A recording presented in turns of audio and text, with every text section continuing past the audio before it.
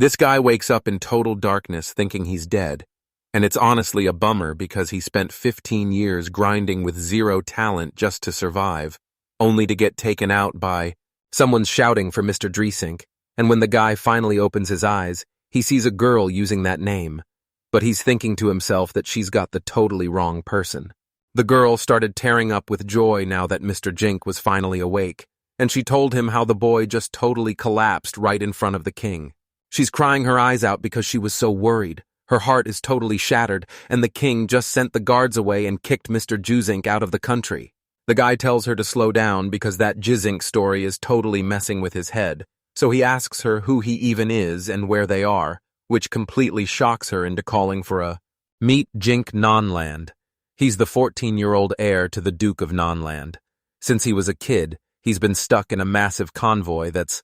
The king straight up banned the kid from his sight, and since the Nonland family are legendary spearmen, Jink started acting like a total delinquent just because he was trash at Sojutsu. It's totally obvious why the king hated this guy, but anyway, he ended up being reborn as a little kid. He has no clue how it happened, but he remembers every single thing about... He remembers reading books just like this before. He's totally convinced now that getting reborn in another world is actually real. And the crazy part is, all those memories are stuck inside my head right now. The maid is shocked the boy wiped out, and while Mr. Jink is actually being chilled today, Junkuro's wild energy is still totally taking over. Suddenly, the fear of getting kicked out of the country hit him like a truck, so he turned to Elsa to find out what the king had actually decided. She explained that once the king sent the guards packing, he kicked the guy out of the country. It was decided that Esther would be the new heir to the throne. On top of that, the king just gave Jink the boot, telling him he's got exactly 1 month to disappear from the kingdom. She's totally breaking down in tears, apologizing over and over again. But old Jank knew he was about to be kicked out of the city. Once you step outside the capital, you're basically walking into a monster's mouth.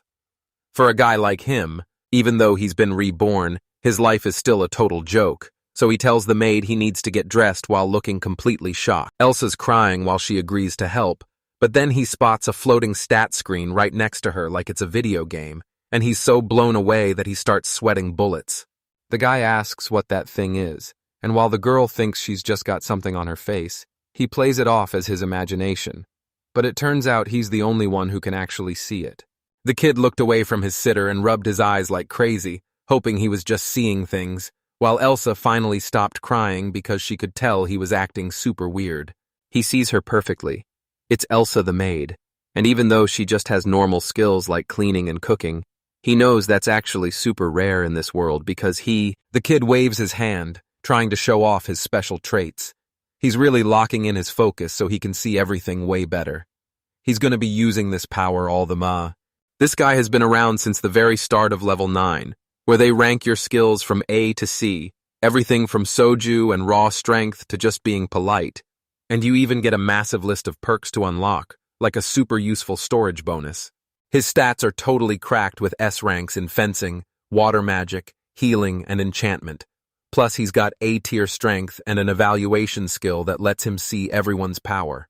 The guy screams that this is impossible since he knows only 3 people in the world have this power, while Elsa just stands there totally confused, trying to figure out what's going on. He said sorry for totally forgetting she even existed. He's bringing 4 other people along for the ride, and with this crazy power, the guy can make any object way stronger. Esther's little brother bursts in to help with a spear and some cash, and luckily, Esther is one of the only people in the house who actually knows how to handle medical dressings. The kid thanked his brother for the spear even though he's probably never going to use it. And then Jink asked me to go shopping for him because the local merchants won't even look. Dink tells Esther to use that cash to grab everything he needs, and he's going to give his brother a full list of supplies in a bit. By the next day, the younger brother gets everything on the list, and the reborn guy is totally shocked to see a massive crowd of servants waiting for him. Esther worried his big brother couldn't handle all that weight alone, but Jinx promised to spill the secret once everything was finally moved. He gives Esther a quick wave and tells her he's leaving the country all alone because his dad is kicking him out. Jinx shows off his storage power and begs me to keep it a secret, even though he literally just discovered it himself. Esther is super hyped to see what's inside, so Jink gives him the green light but tells him he better be careful. This storage is massive, and looking at his brother's stats, he realizes his bro has the same power but doesn't even know it, unlike Esther, who can't use evaluation at all. Jake asked his brother for a bottle of blood to seal the contract, and Esther agreed to do it just because he asked. The guy asks the kid to lead him to the Adventurers Guild so he can sign up, and the little brother does exactly what he's told. As they walk, Esther tries to ignore all the trash talk, but Jin doesn't care. He knows exactly what's up and hates it, but there's just no way to. You can totally see the mess those useless nobles made, especially since the real Jank used his massive power to treat regular people like garbage. Nanny Elsa basically raised him since he was a kid, so her feelings make sense, but this guy is totally confused why Esther would actually miss a brother like that. It's just something They reach the Adventurers Guild, and after dripping a bit of blood on his new card, he's officially a G-rank adventurer. She offers to explain how the guild works, and Jink goes along with it, but he's already over all this annoying paperwork. The worker talks at lightning speed, explaining that ranks go all the way up to SS, but you start at G, and if you ghost the guild for a month, your points are going to drop. As night fell, he started stretching out to get some sword practice in before dinner, especially since sword fighting is way more popular than using a spear. Dink says his life would have been totally different if he knew his stats from the start, and then he just slices a scarecrow clean in half with one swing. This guy is totally hyped to be reborn in a 14-year-old body, and suddenly, he realizes he needs to get Esther a goodbye gift. This guy is a total pro at alchemy and enchanting. Once dinner was finished, he jumped right into studying magic. He's pushing himself to the limit because he wants to do his best. Inside the non-land mansion, the big boss Gordon tells his son to enjoy his food because this is his very last dinner before he heads out tomorrow morning. My dad started talking about sword fighting but then totally clammed up, so the guy headed to his room to get ready for whatever was coming next. Dink checks his gear's stats to make sure they match his rank, since his enchantment is sitting at level 3 right now. Once he puts this gear on, his strength stat jumps from a weak 25 all the way up to 52. He's wondering if this is even gonna work, and even though he said tomorrow would be a blast, he's suddenly totally out of gas. He slammed back a mana potion to recharge because even though this power is awesome, it totally wipes him out. Esther is the only one left who still needs a gift, so this guy is racking his brain to find the perfect present for his brother after selling every single thing in the house. He stares at the mithril spear his grandpa gave him, a weapon so pricey it cost a whole gold bar plus extra cash just for the hilt. They're at the western gate of the royal capital of Ruth, and Esther tells her brother he's got to finish this journey all by himself. Jinx holds out the card from the box and says, "This gift is a huge thank you for all the help." He tells Esther to smear blood on the car later and only open the box once Dink leaves the country, making sure his little brother follows every single order. Jink gave a final wave as he headed for the exit, leaving Elsa and Esther in tears as they begged him to stay safe. This is where his real journey finally kicks off, and first he's got to hit the border, which is a 2-day hike to the city of Rio before spending another 4 days trekking through the... Usually he'd just find a spot to crash on the way to Rio, but being all alone right now is way too risky. He dropped low, wondering just how far his insane strength and magic could actually take him. He takes a step and is totally shocked by his own speed, realizing he's way faster than he thought and will definitely reach his goal before the day is over.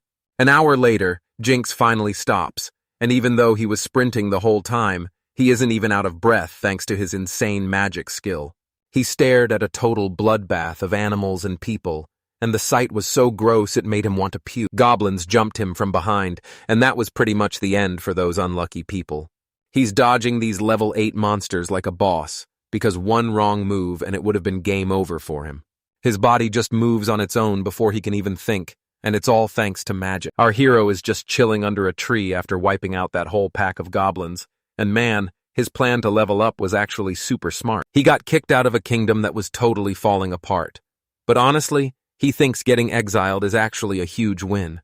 Now, he's going to use his insane powers to... Jin can smell human and monster blood from a mile away, and since that's just how things go in this world, he puts his hand on his heart and tells them to rest in peace. In this world, it's totally legal to loot anyone who gets taken out by a monster. If you don't grab their gear, other monsters will just show up and steal it anyway. If you bring a dead person's family treasure to the guild, you'll get a fat reward and a huge thank you from their family, but Jink is just trying to get out. He's also got to get used to the gross part, chopping up monsters. In this world, the person who's still laughing is the one who didn't get sliced. To prove that, meeting all these monsters is totally terrifying, and even though the road to Rio is crawling with goblins and kobolds, Jinka isn't worried one bit. The next morning, he checks his stats to see he finally leveled up, but since he can't upgrade the same weapon twice, he made sure to pack a ton of extra gear.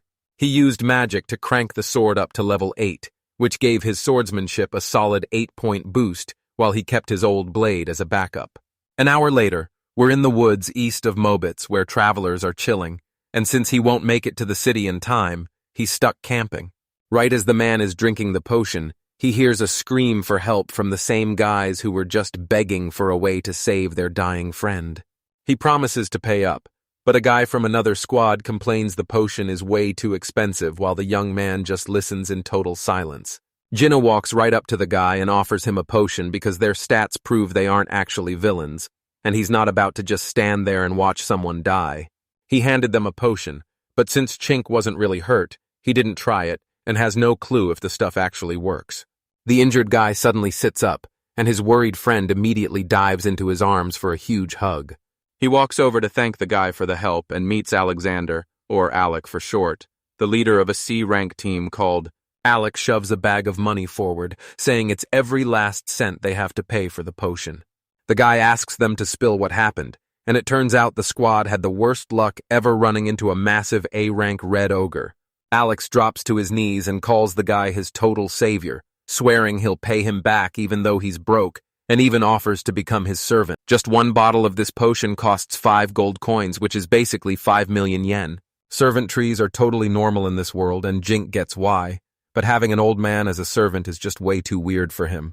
The second the kid told him to get up, a massive pack of ogres started screaming because they caught the scent of his blood. These monsters are only D rank with level 29 strength, so even though there's a massive swarm, D-Zing isn't worried at all. This guy complains that the red ogre wiped out all the good gear, and our guy was low-key trying to keep his secret hidden until he finally crossed the border. He cracks open the vault and hands out the epic swords he grabbed on his journey, leaving the squad totally stunned but ready to take them. Jink is absolutely shredding through these monsters, and even though these orcs are D rank, he's making it look so easy that everyone else finally gets hyped enough to jump into the fight too. This guy knows he's got to slay every monster in sight to grind for XP, and he isn't about to let any other adventurers get in his way. The organization's general finally jumps into the fight, showing off his B-rank status, 40 mana, and a crazy 68 physical strength. While the squad holds off the massive horde, Jinky charges the orc general all by himself, and Alex screams out to stop him. He tries to land a heavy blow, but the monster just shoves him back, and since his magic isn't doing anything, Chink starts to think he messed up by taking on this bully all by himself. Alex stabs the red orc right in the back to distract him, making a huge move that totally changes the fight. He leaps onto the beast's back and slams his sword right into its head to finish it off for good. Once the general's head was sliced off, the rest of the orcs turned tail and ran, leaving Alex totally shocked by Jink's insane skills and high-level power. Jink claimed he was just a G-rank newbie, but he still wrecked that bully with the leader's help, and when Alexander tried to hog the whole reward, Jink actually offered to split it. Everyone nearby caught the kid's name, and since the rumors had already spread this far, they all realized he was the guy who got kicked out of the royal family. He confesses to everyone that he's a non-land, but even though he's got the name, he's totally lost his noble status and isn't an aristocrat anymore. People are whispering behind his back that he's nothing like the rumors, calling him Dora's total nightmare of a son. Jake asks Alec what the move is, and the plan is to finish the escort mission, swing by Mobitzburg, and then head straight to the royal capital. Alex bows down and swears to follow Jinka anywhere as his loyal servant, but Jinka tells him not to make things that simple. The leader yells that this is the only way he can pay him back, so Derzink mentions he's heading to Mobitzburg anyway, and asks to tag along with the squad. This guy wants them to deliver a gift to Esther Nonland so his contract can finally end, and he can start his life as a real traveler. Alexander is totally shocked by the order and lunges at Drisang for a massive hug, sobbing about what a great guy he is while yelling that the boss smells like a total gym locker. He lets go of the poor kid who was literally about to choke and looks totally thrilled, but someone is lurking in the shadows watching them. We see two guys and an elf archer, and while she thinks the kid is actually pretty cool, the men don't say a single word. They ran into a nasty orc and had to take it out, but now they're finally pushing toward the far-off town of Mobitsburg. So this is the Goblin Forest, but don't let the name hype you up because there aren't even any orcs here and the whole place is actually just super basic.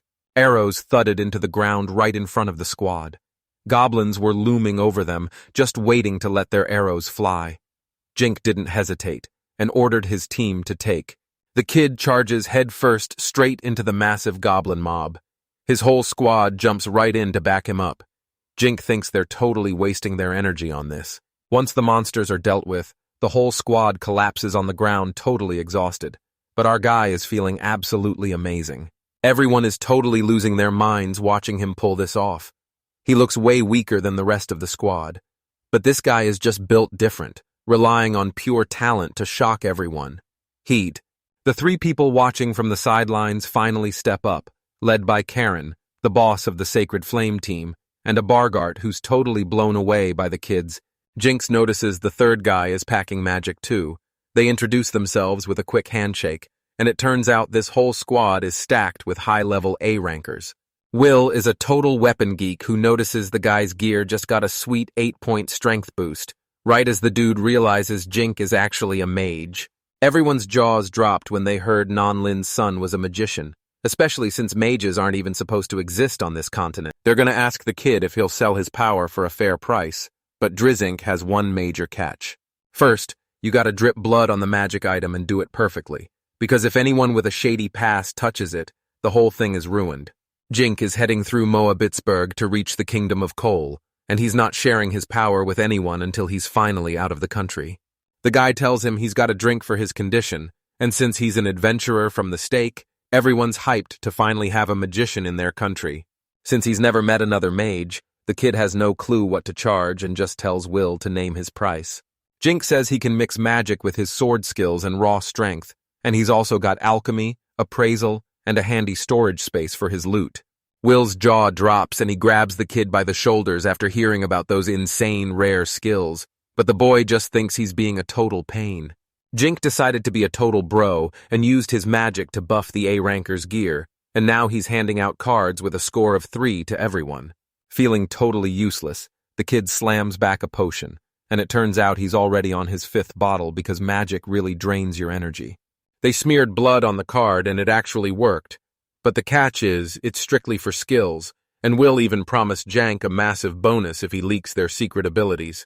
Skills are easy to measure, but qualities are way harder to explain, so he didn't say a word about the hidden talents some people are just sitting on. Show him the money and he'll spill everything, because he's not about to help some random guy for nothing.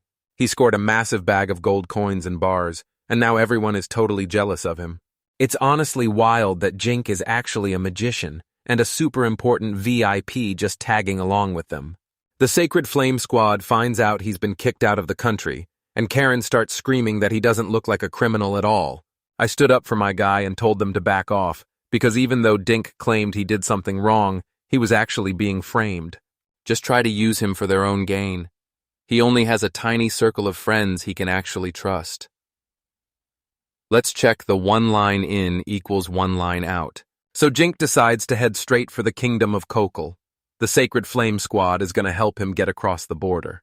They picked up the pace since Mobitsburg was right around the corner, joining the massive crowd already flooding into the city. The adventurers finally reach this tiny town called Mobitsburg in the Kingdom of Colt, but nobody there has ever seen the boy before. He takes all that magic cash and starts a massive shopping spree, leaving the seller totally stunned that this kid is buying every single thing in the shop. Jink stocks up on crafting supplies and potions, then demands the absolute best gear in the shop, making the guy realize this kid is a serious big spender. He grabbed some spears and asked for armor that actually fit him, picking out a suit made of red dragon skin and a basic, super tough spear. They offered to help him pack everything up, but he turned them down since he's got a secret storage skill. He's making this as a gift for Esther, and since it's super fragile, he pumps it full of magic to make it as tough as possible. The next morning in the Mobitsburg suburbs, Jink looks like a total wreck, and his new friends definitely notice since he spent the whole night chugging potions instead of sleeping. Dink suddenly remembered those quality assessment cards he had. He actually made one for Alec too, just to say thanks for helping him send that gift. Right now, his magic has already hit level 1. Later that day at the Nonlin mansion, one of the guys asks the boss if he's being way too harsh. The king makes it official that Esther is the new heir to House Nonland, and he tells his son to get it through his head and finally forget about Jin. Jink's little brother is stuck all alone in this cold concrete room, and the only thing on his mind is his big brother. Esther hits the floor as his dad demands to know if he was working while he was gone, and the king is totally fuming, warning him to never let it happen again. His dad slams him so hard he starts coughing as a punishment, and the moment Jink heads out, Esther is banned from leaving the house for 50 whole days. He hands him a potion, tells his guard to stick by his son's side, and reminds Esther that Dink isn't her brother anymore. The boy is trapped in a locked room petting a bird, wondering if Jinka is out there wandering through the forest all by himself. He shakes off his doubts and puts all his faith in his big bro, knowing Jink is definitely making it out of this country alive. Right now, Jink and the Sacred Flame Squad are clashing with monsters while Jink fights his heart out for his brother. They're absolutely wrecking every monster in sight, tearing through orcs and goblins super fast while Karen snipes with her bow and Will blasts them with air magic. He's totally stunned by their skills, but he knows that with his magic, he's about to level up like crazy. At first, this dude was leveling up his fire magic even though he couldn't even start a forest fire, so Jing started thinking of ways to make his powers way stronger. The closer you get to the border, the more monsters start swarming, so if you're just a merchant or a low-rank adventurer, you've got zero chance of actually making it there. Karen says a C ranker has zero chance of making it there, since merchants always hire B ranks or local guards for border crossings to avoid the wyvern lurking deep in the forest. Every now and then a dragon just pops up right by the road. Your boss might even tell you to go out and capture her. And trust me, Jink is definitely not in the mood to run. The squad tells him to chill because they're basically at the border already. The guys finally make it to the border town of Koltit.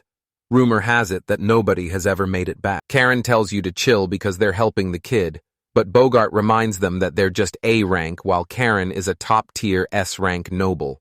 Will says there are viscounts nearby to keep things under control, and Jink is just praying he won't have to fight so everything stays chill. The viscount starts screaming that he's inspecting all the commoners and demands to see their IDs right now. The fighter's jaw hit the floor when he checked the ID, and the kid explained he'd been stripped of his noble rank, proving he really was the legendary Jink non-law. The Viscow squad got totally blown to bits, and it's super sketchy because Nonland's son just left the capital 5 days ago, but he's already at the border way too. Karen walked right up to the Viscount to explain they arrived by boat, and as soon as the kid was told to beat it, he actually took off. The fighter screams at the girl for talking back to a knight, but she just flashes her ID and reveals she's actually a legendary S-rank adventurer. She shoots the knight a scary look and tells him to watch his mouth because being a jerk isn't allowed here, while Jink tries to get her to chill out. The Viscount scrambled away to call his boss, and after seeing the drama, Will decided he'd just catch him next time. The knight captain walked over, realizing it was the Sacred Flames Quad, and immediately apologized for his soldiers' rude attitude. This guy headed over to the kingdom of Rosalt. He started out in a convoy, but he got way too cocky and tried to poison the head of the family. That's when the knight captain thinks it's super sus how fast this kid showed up, but even after stalking him for 3 days, they didn't see anything weird about how he crushed a 5-day journey in record time. After a quick silence, the guy sighs and admits that since Jink actually made it, everything is cool, so he apologizes for the holdup and promises they'll be way more careful next time. The crew is standing on the rooftop looking out at the city where the kingdom of Colt begins, and he's finally made it. He thanked Bogart, Will, and Karen because without them, those guards would have totally busted him during the inspection. Result? Will's worried about what the Rose Salt Kingdom would do if they caught him using magic. They'd probably drag him back home or just end him right then and there. He tells him to go rank up at the local guild first, and even though he isn't registered for work yet, being a magician is definitely going to give him a huge head start. Will says the guild is down to protect him since his power is so rare, but if he signs with Colt, he's banned from working in Resolve. Jink knew he had to watch his own back, so he agreed, slapped a hand on Bogart's shoulder, and told him they were heading to the guild right away. He told Karen he wanted to craft a bracelet with healing powers, and even though she almost said no to keep their training on track, she eventually gave in and agreed. Over at the Colts Branch Adventurers Guild, the Sacred Flame Squad finally shows up and lets Dree Zink head in first. Every guy in town is totally obsessed with how gorgeous Karen looks. They spot her walking with some random dude and can't figure out why she's being so friendly with him. A friendly guild worker welcomes the squad, and Will asks for a pro certificate to finally boost the kid's rank. The shopkeeper wants to see the loot, but the kid asks if they have a bigger room for all his gear. Out in the guild's backyard, the guy pulls out a bag that looks so suspicious the staff thinks it's a corpse, but the clerk tells him he doesn't actually need the whole monster to prove he got the kill. Jink dumps out a whole bag of ears and laughs, bragging that he's got 10 more bags stuffed with kobold and slug parts.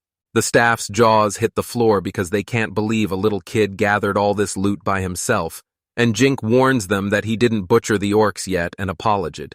A massive pile of bodies came crashing out of the storage area, forming a huge mountain that left the staff completely freaking out. As they stand there with their jaws on the floor, they realize this kid's storage space is actually massive.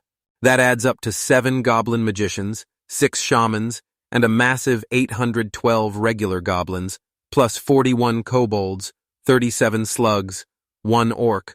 After paying the fee to chop up the monsters, he's got 24 gold coins and 3 gold bars left, which adds up to a crazy 23.4 million yen. It's time to level up, and Jink actually has enough points to hit rank C, which has everyone's jaws on the floor, while the guy at the desk can't believe. The receptionist says he needs to pass a test to reach rank D, and since he's a swordsman, he's got to spar with an examiner right this second. Jink is totally down for it, so the girl leads him straight to the arena while Karen promises they'll be there too. The stands are packed with people hyped to watch the guild exam, but right now, Dink is just standing in the arena all by himself. 2 guys on the stage spot the kid from the inspection and realize he's just a refugee from Rosalto, so they're losing it over the fact that Karen is actually messing with him. Suddenly, a guy creeps up behind Dressink and says he's taking the test, but it's actually the guild leader Snow, and he's ready to throw down as his sparring partner. The stands are totally packed because word got out that the Snow Guild leader is the examiner, and everyone's losing their minds trying to figure out who he's going up against. Word is this kid already took out 100 orcs, but honestly, nobody thinks that's even possible. Everyone's whispering about the fight, thinking the kid is already toast. Then the judge announces the promotion test is finally starting. Since they're short on people, they're actually smashing the... Snow tells the guy he's heard all about him and he's hyped to see what he's really made of. The judge warns everyone that they could get seriously hurt or even totally wrecked during the test. Karen yells from the podium for Jersenk to relax because she's totally ready to heal the boy, leaving the guys behind her completely blown away. They're literally grinding their teeth and calling him a lucky jerk because they're dying for Karen to heal them too. Jink stands there with his back turned, hearing the guys go wild as they scream for the guild leader to finish his opponent off. The ref signals the start, and since the kid is just standing there, Snow decides to jump in and strike first. Snow is moving way too fast for the kid to even react, but nobody's shocked since she's the guild leader for a reason. Jinx is used to wrecking monsters, but this is his first time facing a real swordsman, and he just took a sharp cut right to the face. The guy says these fights usually wrap up in 3 minutes, but the kid is still fired up, and Snow is totally locked in. Dink goes on the offensive, but his opponent's sword skills are level 104, meaning one tiny mistake lets Snow take control and go straight for the kill. The crowd is already buzzing about the match, and even though it just started, our guy is already taking hits. The girl notices he's actually doing okay, but he's forced to keep. Karen says Jinka doesn't stand a chance, but the guild leader is still just a human who's bound to run out of steam eventually. Jim realizes his opponent's moves were super precise and followed a strict pattern, almost like he was fighting straight out of a textbook. Since he's a battle-hardened pro, the kid stops feeling intimidated and knows for a fact he can land a hit. Snow's actually shocked this fight has dragged on so long, but he's totally sure it's about to end. This kid only has level 27 sword skills and would normally stay far away from this fight, but he's actually got magic to back him up. He charges the guild leader with zero fear, ducks under the sword, and pulls a sneaky move to stab Snow right in the side. Karen and Will are hyped their little buddy actually landed a hit, leaving the guys who were so sure they'd win completely speechless. Snow looked at his bloody hand, fell to his knees, and quit on the spot, so the judge declared Zinc Non-Land the winner. Everyone in the stands jumps up in total shock because they can't believe their leader actually got beaten, while the young man is just confused why everyone is freaking out so much. Karen rushes over to heal Snow, but he stops her and says he's had way too much of that potion already. The kid saw the boss was totally stunned, and honestly, it makes sense since he just got wrecked by a literal child. She walked right up to him and offered to heal Jink as a prize, even though he wasn't even really hurt. Will says this kid totally wrecked that genius cult and the guild leader too. He walks right up to Drisink and demands to know his secret. It looks seriously intense. The kid realized he was totally in the spotlight after Jink told the whole arena that magic was the secret behind it all. Will screams to the whole crowd that magic is everything, and since he won with his own power, it's a fair victory, leaving everyone wondering just how insane his sword skills actually are. Dink casually drops that he's level 175, making the whole arena explode in shock because there are only 3 other mages this strong in the world, and he just became the 4th. It turns out his powers are fused with the sacred flame now, and Jink can even scan and analyze everything around him. One line out. Input. He holds out the map, which Snow is looking at. This is the proof. The boy appreciated Will's stat. Output. The kid tells the guild leader he's seriously tough, admitting that without magic, he never would have won that fight. Snow's face totally changed as he started smirking, realizing he barely put in any work, and now he's about to teach this dude a serious lesson. The guild leader makes it official and hands Zinc the roles of magician and appraiser. He gives the kid props for making it to preliminary C rank, and the guy is totally hyped about it. Jinx was totally caught off guard, and since the word preliminary made 0 sense to him, he asked Will what it actually meant. Will winks and says magicians can easily hit S rank, because keeping someone that powerful at a low level is dangerous for everyone and is just a safety rule. So they slapped me with a temporary C rank, while Jink starts losing his mind because some guy promised him an easy level up, and the kid is just standing there wondering why he even took. There's a solid reason for all this. Since his job is so rare, he's basically a VIP the world can't afford to lose. If you can't protect yourself. He explains that this is exactly why they had to test everyone's fighting skills, and it's also the reason the arena is totally packed with people. He asked Will why he was even helping, and Will just said he was curious to see what would happen to him once he finally left the country. Since Jink is a magician and an appraiser, he might actually hit SS rank, but he doesn't even realize there's anything higher than S. SS rank adventurers are totally unstoppable and have as much power as a king. So even though this kid is still a rookie, does he even have what it takes to reach the top? He squeezed his fist, thinking about all the hate and how he had to run away. But Jink is gonna shut them all up with his magic and climb straight to SS rank. He's grinding on his homework inside the carriage since his big exam is only 2 weeks away. But suddenly the guards start screaming that they're under attack and everyone needs to stay alert because even if... He jumps out of the wagon with a plan to help his crew, finally getting the chance to show off what his water magic can really do. He summoned a massive ball of water and fired it right at the kobolds, making them think they were toast, but they just ended up getting completely drenched. Drizing totally blew it and took off running, so now he's got to lock in and remember everything he learned in training. This isn't just water anymore. It needs to be heavy and fast like a lead ball, so Dink locks in and gives it another shot. The next water ball smashed the kobolds into pieces, and seeing his insane power left the rest of them totally terrified. Magic is the secret behind everything. Drizing has been rocking water magic since day 1. He's got to work on his aim so he doesn't let everyone down. The squad says sorry for cutting into his study time. They really need to do a better job of keeping him safe. Jink tells them not to sweat it because he's just practicing magic on his way to the capital of the Kingdom of Colt for a big exam. 2 weeks after the test, Jink and the Sacred Light Squad showed up at the mansion, but a Bargart was already there guarding the front door. The kid asks where they are, and Will tells him they're staying at Count Brando's massive mansion. He's going to tell Jink to chill since Count Brando is a big deal, and says he isn't like those stuck-up nobles who think they're better than everyone. This noble literally raised Will when he was a kid, and now this guy thinks it's a great idea to start an affair with them?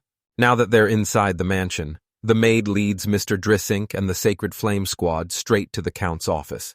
The Count gives the new guest a super friendly welcome to his mansion, introducing himself as Nicholas Brando of the Colt's Kingdom, and telling the boy to just hit him up if he needs anything at all.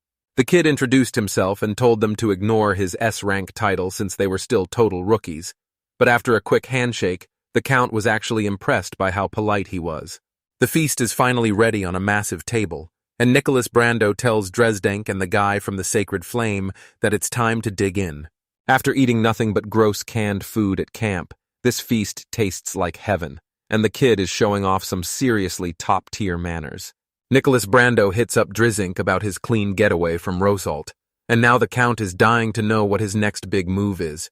He's planning to ditch the Rosalt Kingdom, head over to Colt to level up his rank, and finally settle down in the Yamato Kingdom.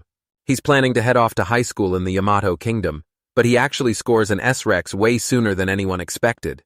Nicholas Brando explains that being S-rank is basically like being royalty, so even if Jink hides in Yamato, those Rosalt guys can still track him down. The kid says he's not sticking around because he's got big plans to travel the world and see everything for himself. The Count tells the guy to head to Coralt, the kingdom's massive capital. That's where the most elite high school in the whole country is located. It's crazy. To level up, Jink just needs to head to the nearest town of Hamel, a place he already knows all about. Hamel is built right on top of the kingdom's biggest dungeon, and this massive place goes down a crazy 80 floors. Nobody has ever made it to the very bottom because monsters of all shapes and sizes are constantly spawning there, making it one wild adventure. Karen warns Dresink that he's got to pass the entrance exams to get into school, but he just says he'll study on the way there, making her think he's super driven even though she admits she's actually not very good at reading. The Count offers to hook Dresink up with an adventurer squad and says that on his way to the capital, he can crash at his mansion in Coral while passing through his noble friend's lands. This kid is lucky enough to represent Nicholas, whose son is the same age as Jinku, and is also taking the entrance exams, so he's really hoping the two of them can become best friends. This guy isn't used to any of this, so he's feeling pretty awkward. He's finally saying goodbye to his old life as a Jinkuro. Back then, every single day, Jinkuro kicks himself for wasting so much time, then thanks the noble and accepts the deal. He gives a huge shout-out to the Sacred Flame Squad, who were totally hyped to work with him, and now he's off to find the dragon's tears so he can head back to Rosalto, settle things with his brother, and finally return to Coral. Dink finally made it there and he's totally hyped, but Jinkuro really didn't deserve to go through all that pain. While staying at that fancy mansion, our guy was hitting the books, and even after brawling with monsters, he kept studying back at the camp. He even gave the nobles a cool magic item, and Dresdenk gets told an inspection is happening right now, and he has to hop out of the carriage since they finally made it to Coral. The guy is totally blown away by how massive this city is, especially since the walls are twice as big as the ones back in the royal capital of Rosalto. He's dying to go explore the city. The crew shuts him down, saying a guy like him can't just wander around. If he gets into trouble, they're all totally cooked. He stays by Jink's side as the squad member tells him to just hang tight until he passes the entrance exam, because they've got to get to the mansion right now. Jinx pulls up to the main Brandis mansion and meets Nicholas's wife Arya and their son Chris, who already heard all about him from his dad, and he tells them he's joining the school he tells them to just use his first name since titles make him feel awkward, and Arya giggles, saying she doesn't have much to offer but he should totally make himself at home. Chris tells Dresink to tag along because he's dying to show him the whole house. Arya screams that the kid is totally wiped from the trip, but even with all his crazy perks, he pushed himself way past his limit and finally hit a wall, leaving his mom and her son totally frozen in shock. Back at the royal palace, a guard reports that a new magician has arrived, and the nobles realize he's trying to enroll in the high school they've been using to spy on him. Chris yells for the maids to rush Drew Zink to the infirmary, feeling totally hyped that he finally hit the max evaluation level. The magic exams at Cult Kingdom High are finally kicking off, which is why Jinx was hitting the books like crazy the whole way to the capital. Everyone says getting into this school is a total nightmare, but Jinkuro remembers his past life and thinks this exam would have been way easier back in Japan. I studied so hard I actually passed out, but at least my magic stats totally leveled up. I looked like a complete mess, but the family that found me took really good care of me. Chris is chilling right behind dressing, and their new friend notices the adventurer is answering questions super fast and trying his absolute best. The bell finally rings, and the boring written test is officially over. Now it's time for the real deal. The practical magic exam where everyone has to go all out. The judges are watching every... First up was number 783, an S-rank powerhouse named Mr. Jink, who was shocked the examiner was being so respectful to everyone there. Jink is getting ready to blast some magic, but the other kids are just whispering behind his back, wondering about his rank and if he's actually got what it takes to pass this test. Dusty Panham, a big-shot noble from the cult kingdom, calls out Jink for having magic and evaluation skills, but Jink looks right back and sees Dusty's actually. Dusty tells Mr. Jinx his water magic is pretty weak, but then he notices that nobody else can heal, making the guy feel super awkward about being judged like that. The Marquis asks to see what he can do, so Jink happily steps up to show off a water balloon trick he'd been practicing the whole way there in the carriage. Chris and Jink are just wandering around the Royal High Campus when a new friend tells Jink that what he did was totally insane, especially that legendary water cyclone move, making him give a super. Jinx went way too hard with the magic and blasted everyone with a massive water cyclone, and now he's totally panicking that he'll lose points for such a dumb mistake. This Marquis of Penkengo is a total big-shot noble who can talk straight to the king, so now the news that the boy is a magician is spreading through Rosalta way faster than he ever imagined. The king asks Dusty Panham for the scoop, and the Marquis says everything is going great because Jink is a total beast with magic, sword skills, and insane strength. King Nomil Kalal of Kala is totally locked in as he hears the report about the kid having some seriously massive storage. Dink totally crushed the written exam with a 96%, a score so rare that Padden is convinced he's a lock for the elite magic class. Everyone in the meeting room starts losing it after the Marquis speaks, because they can't believe a little kid like Jink is involved, and even though one guy tries to argue, Michael shuts him down. Word got out that Jink actually tried to poison his own father, and if a powerhouse like him goes rogue, the entire kingdom is toast. Panam tells everyone to relax since he doesn't think Zinka is a bad person, but he's shocked that Jutsu is so weak when his family is legendary for being spear masters. The Marquis brought up a royal from Nonland who lost his status, and Panam thinks he was totally framed for Rosalta and kicked out for no reason. Jink is a powerful noble who calls all the shots, and even though I'm not a fan either, he's definitely someone we need to keep an eye on. Mil Kalal says the boy got kicked out because he was terrible with a spear, but maybe Rosalba had a totally different reason for doing it. The king suddenly stands up and says finding the truth will be easy, so his guards scramble to follow him, while Nomail Kogol reports that Drizink is exiled in Rosalta. Not even, as he walks out of his office, he announces that their country is now a safe home for Jink, and they won't be using his magic for their own gain. A few days later, Chris is super hyped for Drusink because he actually passed, and since only 3 people made it into the elite class, this one guy staring at the list thinks he... Jink hypes up Chris for finally making it to the 2nd grade, and he's already vibing with his new friend Wink Topoli over at Drosing. His mom tells him the king wants a meeting, so Chris asks Harry for a fancy suit since everyone's only ever seen him in casual clothes. Jink used to be a rich noble, but he sold everything he owned to pay for his trip and made a ton of cash making assessment cards for other aristocrats. So now he's heading into the city for a massive shopping spree. Chris gave the kid a big yes and remembered that the applicant dorms are basically the home base for diving into the massive dungeon maze. But wait, there's more. It's actually a scouting hub for new recruits, while Cole runs a factory for illegal gear, and Drees Inc. just showed off their top 10 best products. Trading illegal gear is totally normal in this place, but Jin Kuro is still feeling way out of his element.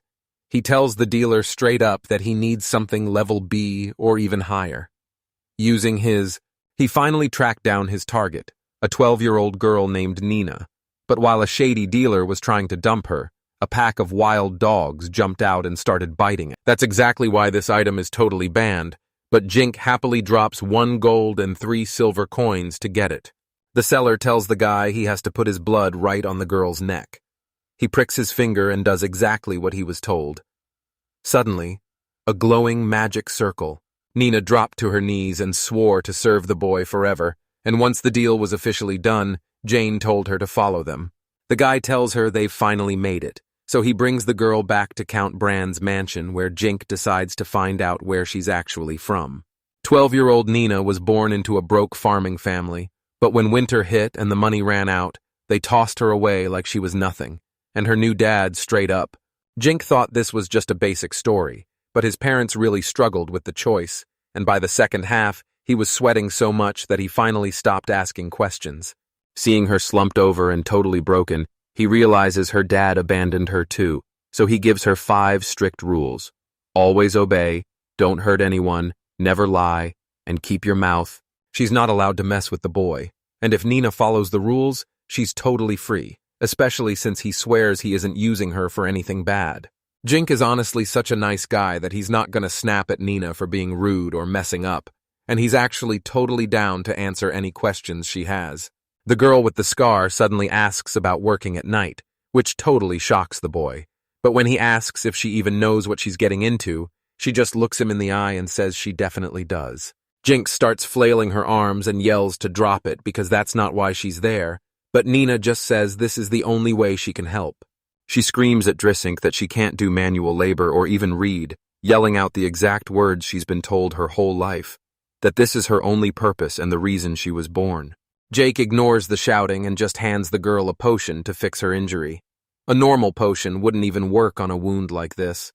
Nina is totally confused about why The guy orders her to drink because she totally deserves it, while Jink reveals he's got a special skill to scan everyone's stats. He tells her he picked her because her cooking is top tier, and even though her other skills are pretty mid, he knows they can totally level those up. He's got a big favor to ask and really needs her power, so after healing her up, Jink tells Nina to go wash up while he gets some fresh clothes ready. Ensure it's one single line of text.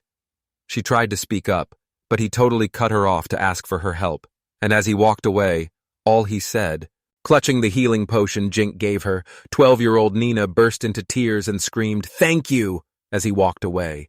Chris asks Drisink about bringing Nina along, and a friend notices she's a total beast in the kitchen with hands that move at insane speeds. Jink stands there with a totally stuffed belly, bragging about how he used alchemy to turn junk into gold bars for quick cash, but after burning through so much energy to do it, The kid mentioned he needed some illegal gear too, so Chris tried to get more details right then and there, but Nina completely derailed things by running over and forcing him to taste the cookies. Jinx grabbed the cookie jar and said he'd eat them later, so the girl told him to let her know what he thought once he finally tried one. Chris tells the Drizink crew that Nina looks fire in a maid outfit, reminds me about the talk we just had, and then asks a buddy where he can score some illegal military gear. Nina didn't have what they were looking for, so Chris thinks it over and says they can find that illegal gear at those sketchy black market agencies where all the criminals hang out. Cole Drisink looks around the old school dorm and realizes it's way too big for just one guy, but it would be the perfect setup if he could bring Nina here. Dressed in his serious suit, the kid realizes he still needs a ton of illegal military gear, and the massive price tag for everything is really starting to weigh on him. Suddenly, Chris pops up behind him to remind him that school starts today, and even though they're in different classes and Chris can skip whenever he wants, since he's already got the credits, a bunch of girls in their school uniforms are all eyes on this new freshman because they heard he's a legendary S-rank adventurer, and one of them admits the rumors are totally true. This guy is seriously good looking. Jink keeps walking without even looking back while Chris complains about how loud it is, and all the girls are totally obsessed. Some wonder if he's already taken, while others know he's way out of their league but would still settle for being his side chick. Jink tells Chris he feels like he's still stuck back in Rosalt and he hates it, because these girls don't actually care about him. They're just using his status to get. Chris whispers that these girls come from poor families, so they're acting super desperate since their whole future is riding on this. Jink figures if the girls want cash, they should just go hunt some monsters, since magic works the same for everyone and there are tons of jobs for them anyway.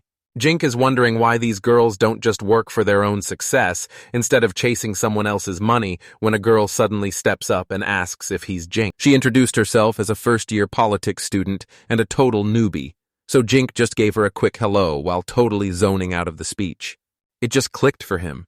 She actually said her last name, and that means this girl is literally the princess of Negenda. Everyone instantly drops into a bow, while a super nervous Jank stammers.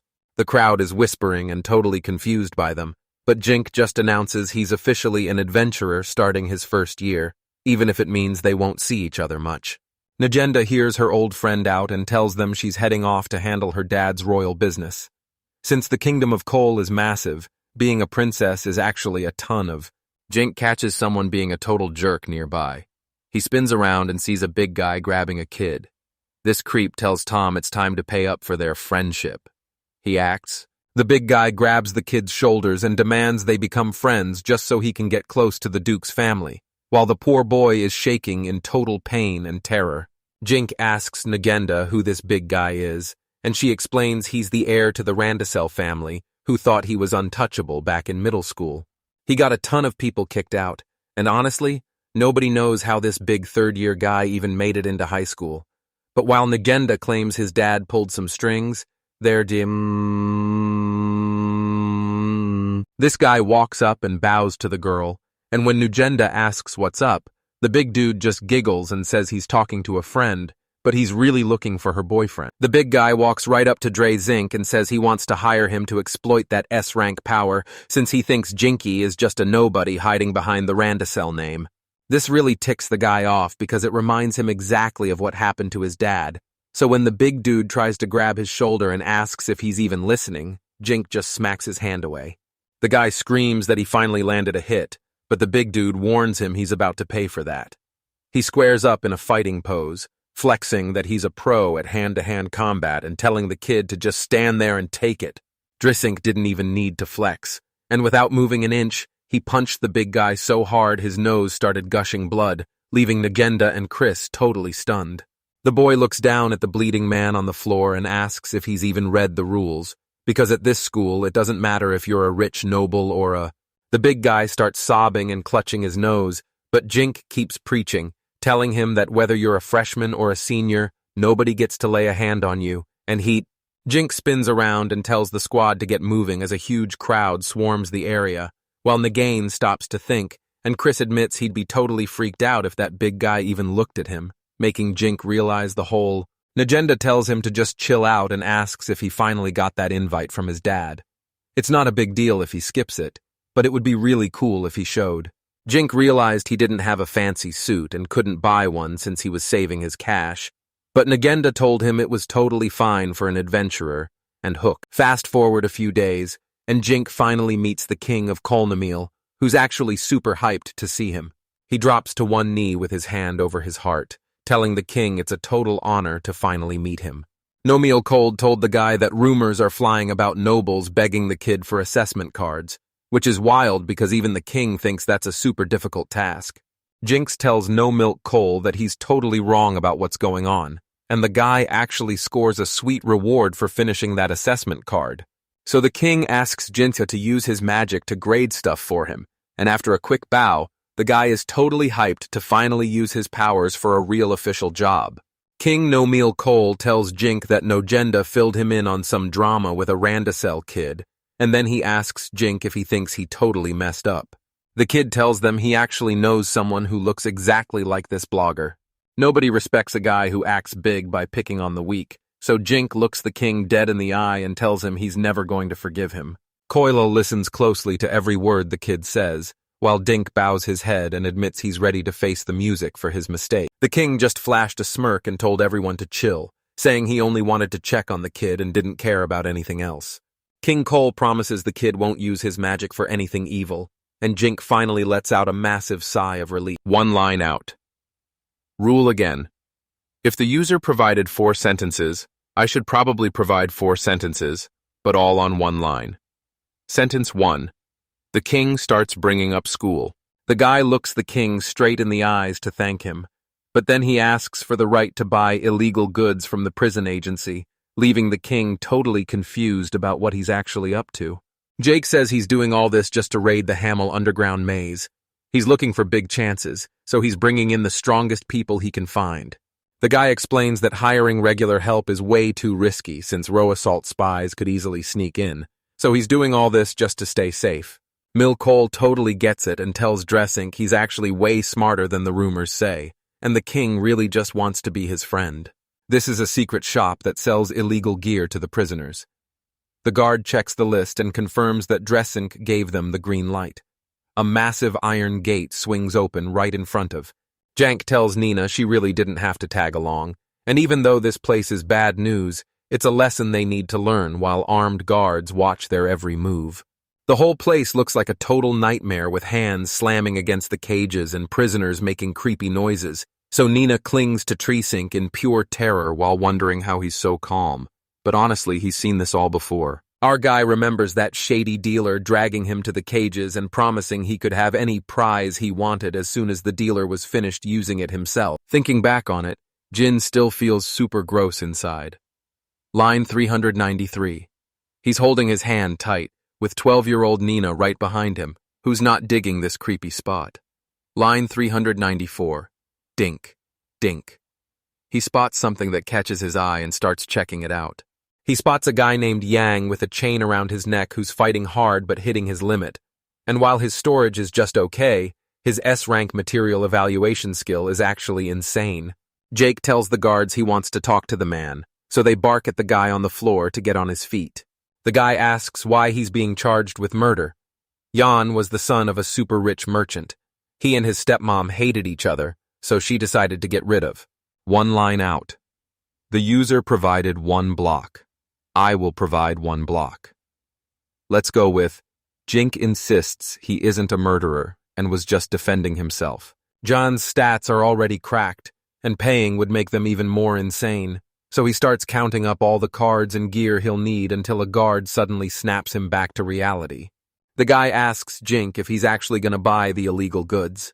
Since he's a noble, he definitely has the cash to make it happen, even if it was a total accident. The guy with the chain says his dad tried the same stunt as Jink, but the price is 10 times higher for relatives, so it's way harder than it looks, and Jan doesn't. Nina tells Dressink that the guy isn't scary at all, giving Jan a quick smile as the boy stands by a metal grate, thinking for a moment before he finally announces Jink's over here wondering if the king is finally going to hook him up with a massive mansion. Chris just starts cracking up once he realizes what Jink is actually waiting for. See, his mom was just busy having a serious talk with the royal family. Jink was totally convinced they were deciding what to do with the Brando family's land. He's so incredibly nervous about the whole thing that his stomach is literally killing him. Dressink says Nina is busy learning to read and write, but she's also mastered cooking orc meat, which is actually super delicious if you can just forget what it used to be. Ian's grinding his wind magic and sword skills to get stronger, and his stats are totally blowing up. Chris asks if the guy is carrying a blade from the Yamato kingdom, but Jink told the guy to chill, but he was already imagining himself walking through the city with Ian, just chatting and hitting up the shops. The city is absolutely buzzing with people today. The streets are totally crowded. Our boy sticks to the plan and heads out shopping with Jan. But right around the corner in a dark alley, the kid shows him which box has the potions and which has the food, then tells Ian to count the weapons, and Ian does exactly what he's told. Jink warns Jan to speak up now or the whole squad is going to fail and get lost. But then someone suddenly screams at Dressink to shut his mouth. The kid screams at Jinx to stop messing with his brother and let Jan go right now, or they're going to have a serious problem. And that's when Jinx realizes this is actually Jan's little brother. This 13-year-old kid is named Ash, and get this, he's actually Ian's abandoned brother, which totally breaks Jinx's heart. He stares down the cocky guy and asks if he's really trying to arrest an S-rank royal adventurer, warning him that it's a huge mistake. He tells Shouts and Jink that really set him off because he's the actual owner, and that illegal gear cost him a massive 53 platinum coins. Ash, who's basically Jink's age, but Yang calls out to the guy and drops to his knees, bowing and begging for forgiveness for his brother. He begs the guy to take it out on him instead, just as long as he doesn't. Ash snaps at his big brother to cut it out, absolutely hating how he's sucking up and bowing to some random adventurer. Everyone starts crowding around and talking trash, making Jink look like a total villain while they all whisper and judge him. Ian asks Ash if he hates him, and the younger brother screams back that he just hates how his brother has become a totally illegal person. Ash is dying to punch Ian, But he can't forget how his big brother used to be way smarter and cooler than him, so he's just wishing that version of his brother would come. The guy tells them there's straight up nothing they can do about it. He turns to Jan and reminds him that he already said this whole thing was pointless. Jink grabs a weapon from. The guy begs Zinka to stop, but then he turns around to give Jan a cocky wink and a smile, making Ash scream that he's asking for it as he charges right at him. The kid points his spear forward, moving totally smooth while his heart burns with pure rage. Then Jink swings his sword, snapping the enemy's spear in half and shredding their weapons to pieces. Jank levels his sword right at Ash, and for a second, Ash is terrified. But then Jank just slams his blade into the dirt right in front of him. Faster than a blink, the kid's cloak drops to the ground, proving Jink wasn't trying to hurt him. He just sliced the cape right off his shoulders. He shoves his weapon right in the guy's face and asks if he's ready to quit. But Ash just talks trash until the guild staff suddenly jump in and tie him up. A worker ran over to Dressink to see if he was all right. Word reached the guild that some random guy had jumped him. Ash started losing it, screaming for them to get their hands off him. The guild just sent word and asked Jinka to come along, but our guy was already thinking about hitting the shops. Since there was nothing left for him to do, he told Jan to head back. Jink barely gets home before Nina comes sprinting up, totally losing it and begging him to stop Jan because he's literally about to die. Jink sprints straight to the room where the guy is hiding. He bursts through the door and is completely floored by what he sees. Ian is just sitting there with a sharp blade pressed right against his. The kid tries to snatch the blade while Ian begs to end it all for shaming his family, but Jink screams at him to chill out because if this guy dies, they're throwing 53 billion yen right out the window. Dry's ink finally knocked the knife right out of the guy's grip. Yan demands they teach him a lesson since he totally had it coming. But the young man is actually fuming. Jinx yells that they're hitting the maze tomorrow, where Jin has to ride horses, act as a bodyguard, and scout the area, but the kid tells Yan to stop making the whole thing sound. Ian's still scratching his head over what that big word means while asking why he'd leave things in such a mess. But Jinx just snaps that it's better than being dead and warns him to stop playing around. So Jan bows and promises to work his absolute hardest. Nina bursts into the room totally losing it because she's scared Mr. Jink is going to let Jan die. Jan comforts her and says everything is fine since he's already forgiven the guy. They start talking about Ash, and Jink promises that his little brother is just cooling his heels in the guild chamber and definitely won't be executed, even though the guy says Ash is totally spoiled. Jinx looks away and says he totally gets what Jan is thinking, especially since he realized Jan has a brother too, and even though Jan says his brother Esther is nothing like this. Dries. Esther grabs her hand and begs her to eat something because the babysitter is looking super sick and skinny from all the stress, but the boy tries to calm her down by saying Drising is probably doing just fine. Esther realizes the babysitter treats the older brother just like her own kid, and he's totally fuming because he's completely powerless, right as someone suddenly speaks up to her. It's one of his dad's henchmen, and he tells Esther not to go anywhere without permission, but says he'll bring her dinner when he gets back. Esther tells them her dad isn't home right now. Since he's gone, they should be totally safe.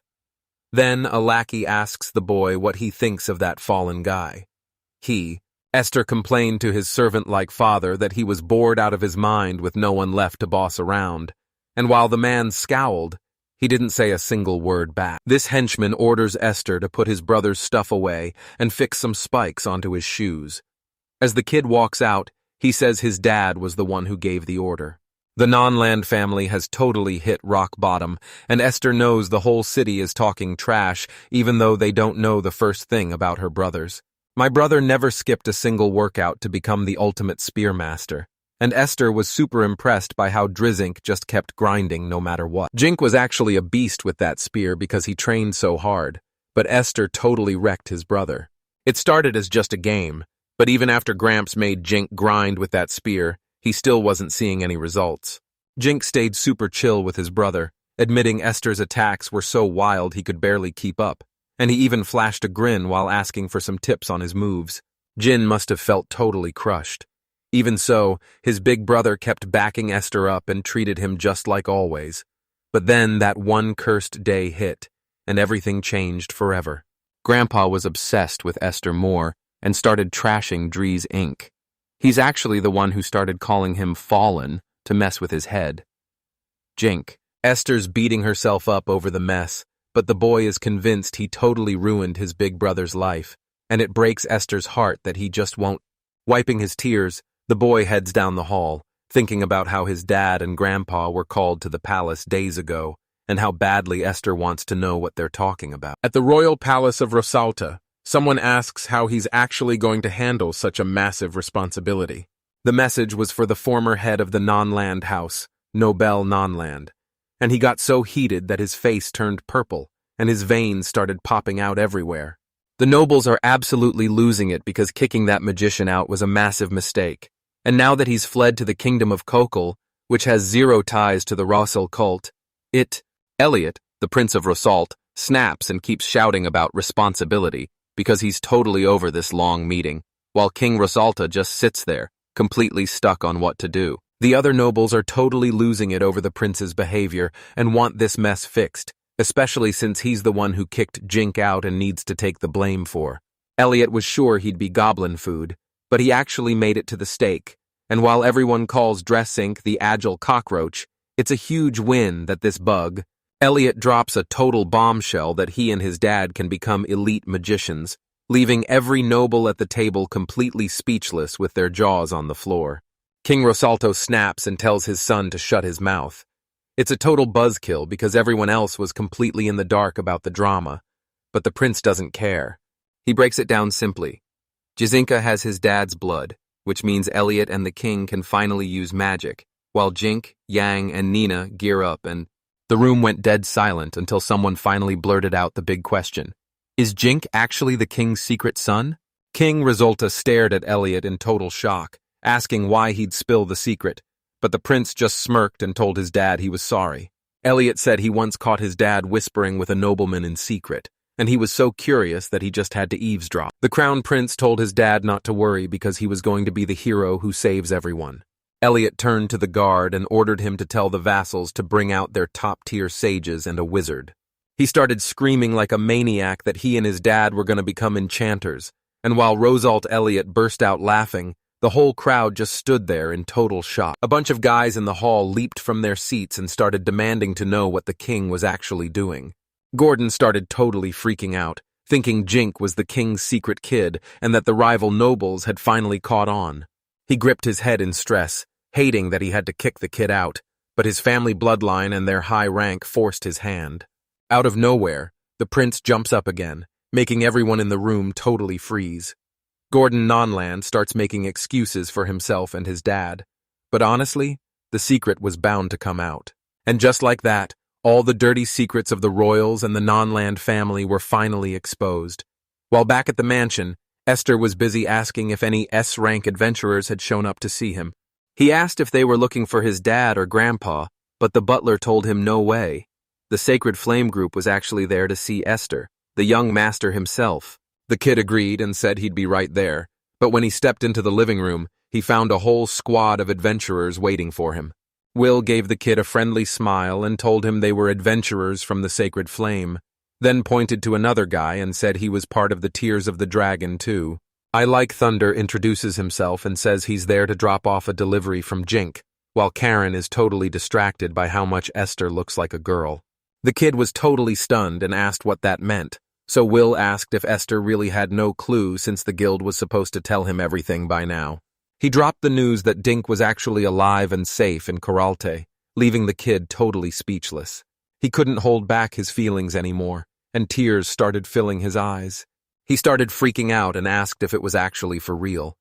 The adventurers just looked over at Esther and gave her a silent smile.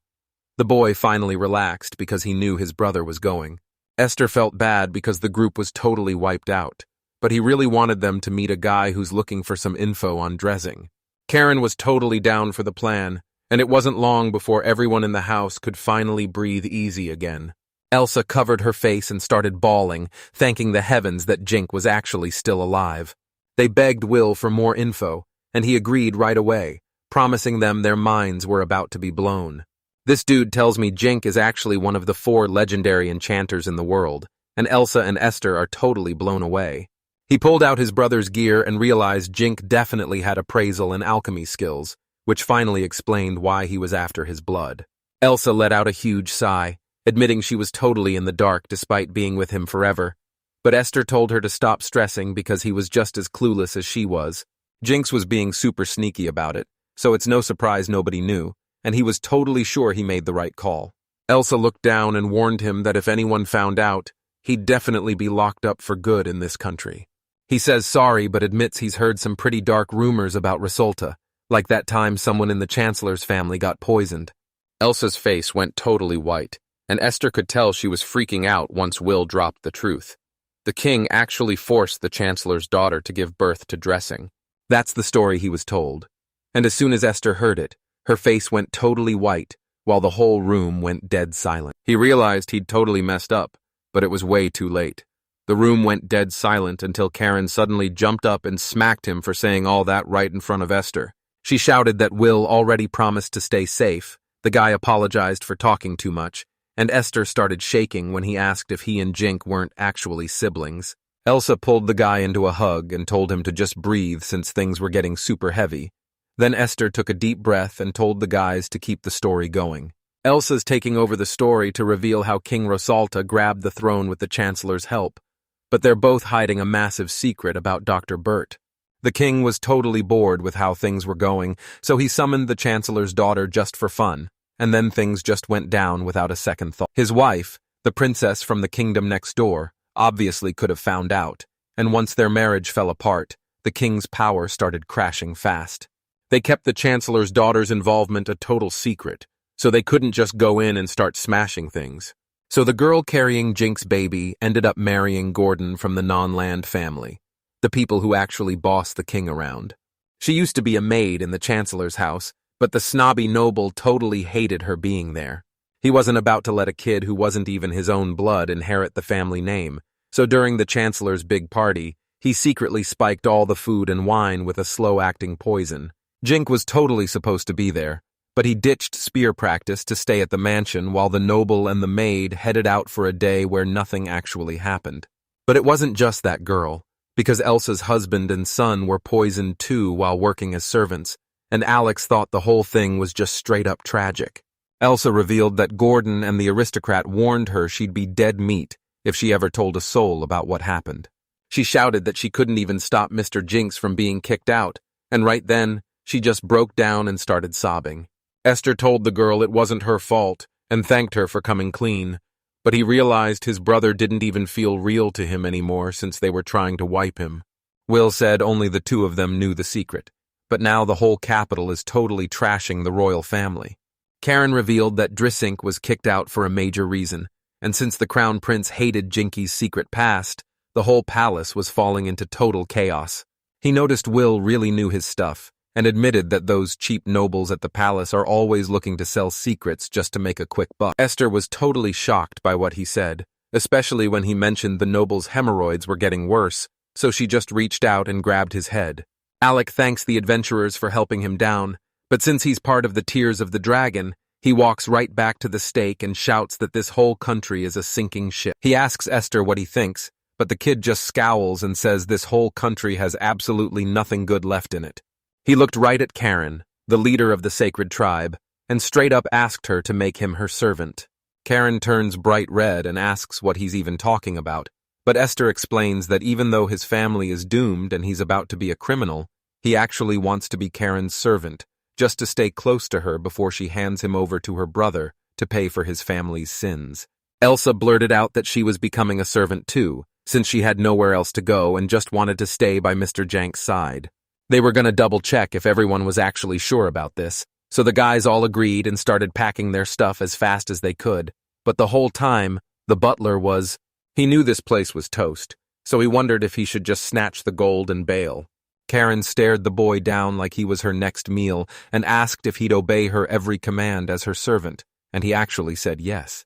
As soon as she heard that, she threw Esther into a maid outfit, making the boy turn bright red as he asked what was even going on. Karen smirked and said everything was going exactly how she planned, reminding him he wasn't some big-shot noble heir anymore, and since he's way too famous, they'll get... Elsa tells the boy he looks awesome, which totally confuses Esther, but he just jokes that it's a good thing his brother isn't around to see it. A little while later, they're rolling out in a cart, and Alec realizes this is that famous carriage full of the guild's hypocrites who are going to drive non-stop. Dragging that monster on a leash, they took off at full speed, and while Karen claimed she was still recovering, the guy just shouted that she was a total demon. Esther thought about his brother and decided he'd just call him Jink from now on, because they weren't brothers anymore. Back then, Hamel's hometown was absolutely packed with people, and the wild part is that everyone called it the City of Adventurers. Nina points off to the side and tells the guy to check it out. Jinx announces they've finally made it to the maze entrance. It's way bigger than he thought it would be. Jinx mentions the building looks super old. There used to be a... Yang warned them they might run into some sketchy people, but overall, the place is actually pretty chill. Jink realized Jan was actually super smart, especially when Jan mentioned seeing something just like this at home because his dad used to take him on field trips. Ian says the competition is just full of regular guys from different clans, and when Nina asks what that even is, he explains it's a massive squad made of smaller teams that can have up to a B. You can join a clan with your whole squad to get perks like a super safe base, especially since even the big shots at Hamel rely on them for protection. Yang warned that this rival was a massive threat to their business, proving that humans can be way scarier than any monster. Nina was praying they wouldn't run into anyone like that, but Jinx told her they had to hit the guild first to get the real scoop. They finally made it to the guild, and Neen was totally blown away by how huge it was compared to the one in Coralte. But Ian just reminded her that they don't call. Jinx stepped inside and sighed, thinking the place looked just like a mall food court. But the vibe and the people were totally different. The girl at the front desk greeted them and asked what they were looking for, but just as Jinx told her they were adventurers, someone totally cut him off. This drunk dude thought they were totally joking because there was no way two skinny guys and a girl were real adventurers, so he told them to find some bodyguards or join a clan if they didn't want to end up dead. He yelled that they'd still get laughed at even here, but the girl told Philip to shut up because she was the one talking. She apologized, saying the guy was just a bit drunk, but Jinx brushed it off and handed over his guild card. The girl's jaw dropped when she saw her, and she started screaming that he's an S rank, making Jink realize it was happening all over again. The whole building was in total chaos, and the adventurers were losing it, asking if their clan's new recruits even knew what was going on. Jink admitted that even though he's officially an S rank, his actual skills aren't that high yet, and he still has a lot of growing to do. She nervously agreed and sent him up to the 5th floor, but she knew she had to rush and warn the others that an enchanter had finally shown up. Everyone in the hall was totally shocked because getting warped straight to the 5th floor almost never happens. After heading upstairs to relax, Nina mentions how soft the sofa is, so Jink asks her if she's even nervous at all. Suddenly, a girl named Mona bursts into the room, thanks Ujink for waiting, and announces she's officially his new manager. She explains that the guild hooks up elite adventurers with their own personal managers, so he can hit her up with questions whenever he's stuck. Jank finally saw why everyone was so jealous, so he told her he was down to work together for the long haul, and once she agreed, she started spilling all the secrets about how this maze is crawling with a never-ending swarm of monsters that drop a single body part when they vanish. But the crazy thing is, they'll just come back to life a few hours later. Monsters might leave behind magic stones or rare loot called drops when they die, and Jin can even find chests full of armor and magic gear hidden all over the maze. He realized this maze was definitely built on purpose, and since the monsters get way tougher the deeper he goes, he knows he can't just charge in blindly. Not a single adventurer ever reaches the end because the weather inside is totally wild, flipping from freezing cold to scorching heat compared to the world outside. So Mona tells them they need to bundle up or just go buy some real winter gear. She says the most important thing is not to forget some solid shoes, and she even tells them to grab a bunch. Yang warned that one bad injury during a fight could be the end of them, so Mona suggested hitting up the guild store to stock up on gear. John thinks she's being way too bossy, but Mona just turns to Jinkin and says the guild has a new mission for them to go collect some magic stones. Right at the maze entrance, Jinx explains that Kodal is running super low on magic stones because of last year's war, and it turns out most adventurers don't even bother collecting them. Magic stones are basically the batteries of this world. You use them for everything from starting fires to getting water for your basic needs. Honestly, you can't even get through a normal day without them. Nina says the low-level guys are just trying to stay alive, so they can't grab many stones, while the pros dive deep for the rare loot that everyone depends on. Jink decided they'd just hunt slimes for their magic stones, and Ian bragged that these things are total pushovers for rookies like them. Jink warned them that this wasn't just practice but a real fight, and since his magic depends on them, the power is actually cut in half. They finally reached an open area where it was completely quiet. Then, out of nowhere, a massive swarm of slugs totally surrounded them. Jink yelled out a warning that the gross things were actually dropping down. He told Ian to grab the sword and win that magic. Then everyone huddled up fast while Jink told a panicking Nina to just chill and remember her training. Just as Nina's about to get wrecked, Jinx blasts her with a water arrow that actually burns her. He tells her to just keep moving so she can get used to the pain. Ian was totally chill while taking out the monsters, slicing them up before blasting them away with his wind magic. Jink hyped them up for doing an awesome job and promised they'd finish the monsters in no time. And after a bit of fighting, the creatures finally started to vanish. Nina noticed the slimes were actually vanishing. Ian told her the magic buff was keeping him from getting tired at all, and every time he took one down, his whole body started to glow. Jinx said if they'd just checked their stats mid-fight, they would have seen the XP hitting their accounts the second those enemies went down. It looks like their bodies are literally soaking up the monster's life force and turning it into pure XP. This is way different from their boring mansion training because they're actually leveling up in real. Nina admitted she was totally terrified at first, but she's gotten way better, and now she's ready to take things to the next level. Jinx says it's not just about levels or finding a way out, and he tells the guys to step up, finish their mission, and crush the maze. Ian checks the map and finds a slug room on the 3rd floor, but it's strictly off limits for anyone B rank or lower unless you're a magician. Tons of different monsters spawn in the room, and once they're inside, they're totally trapped until the timer runs out or every last one of them is wiped out. Jinx says he's got the potions, and his enchantment means she'll always be around to heal their wounds. If they stack all their magic gear, they've officially got enough power to hit rank B, but they still have to be careful not to push their luck too far. They blasted through. Out of nowhere, slugs were crawling everywhere. Nina realized she was totally stuck, and Jinx admitted there were way more of them than he ever expected. He told the guys to back up and then used a massive spell to blast the slime straight into a giant water cyclone. He took them all out with just one hit, but Jinx warned that this super confusing maze wasn't going to be that easy.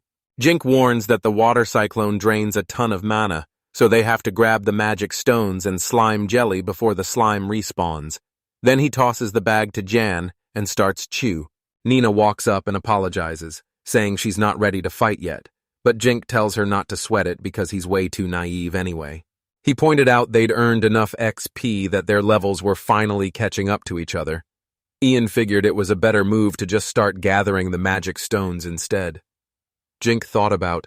They went all out on those slugs and ignored everything else, leaving other adventurers totally shocked that they were still grinding away. Nina was really getting stronger, and Jake saw she finally unlocked Shield Mastery, which is going to make her an awesome tank now that they've farmed a ton of slugs for massive XP. Jink thinks they're finally strong enough to head deeper, and Ian mentions a room packed with goblins on the 5th floor. Nina was terrified to face the goblins because they kept raiding her village and just wouldn't leave. Jink said the reward was way too expensive and the room smelled like trash, so he told them they weren't going anyway. Ian gives them a choice.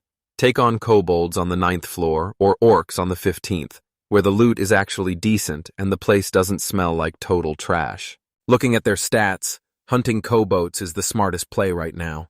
Since the orcs are super tough, they're gonna need way more weapons. They need to set up camp and... Nina's totally hyped, saying they're finally like real adventurers, while Jinx jokes that if any orc meat falls out, Nina's the one who has to cook it. They reached the 9th floor's cobalt room in no time and found a magic circle by the wall that looked like their main target. He backed up against the wall so the monsters could only come at him from one direction. Jink told Jan to go wild using both his sword and his magic. If Jan gets worn out, suddenly, monsters started pouring out of the magic circle, so Ian and Nina charged straight into the fight. Ian was absolutely shredding them, and Nina was right there keeping up the pace. She was totally holding it down with her shield and sword, and Jinx told them to get close because he was about to throw up a massive wall of water. Once they all grouped up, Jink threw up a barrier that kept those monsters from getting anywhere near them. He admitted it was his first time using this in a real fight, and since that wall was totally unbreakable, he told the crew to take a breather and pack up their magic stones and cobalt knives so they wouldn't get in the way during the next battle. Nina almost wiped out over it, and while Jinx knows they have to fix this, they've got to deal with that cobalt first. The guy shouted that the water wall was about to crash down and round 2 was finally starting. Jan tells Jin he's got a plan to speed things up and asks why they don't just blast them with magic. Nina can't even use basic magic, but if Jink enchants her gear, she's good to go, and she's totally hyped to finally start casting spells herself. Jink's mana is basically at 0, but Ian says a potion will give her the boost she needs to cover them, and even though it's a huge mana drain, it's totally worth it. She asked if she'd have to chug a ton of mana potions, then she finally said yes, and Jink's side agreed too. He hyped Nina up for becoming a temporary magician, and now she can even use a water bottle. The kobolds had them totally surrounded, so Jink told the squad to get ready while he and Ian started blasting away with magic.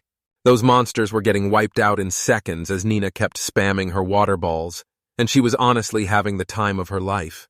Every time she stopped to chug a potion, Jink would charge right at her, but she'd immediately go back to blasting those orbs. Jean put up another water shield and called for a break to pack his gear. Suddenly, Nina started crying because she really had to use the bathroom.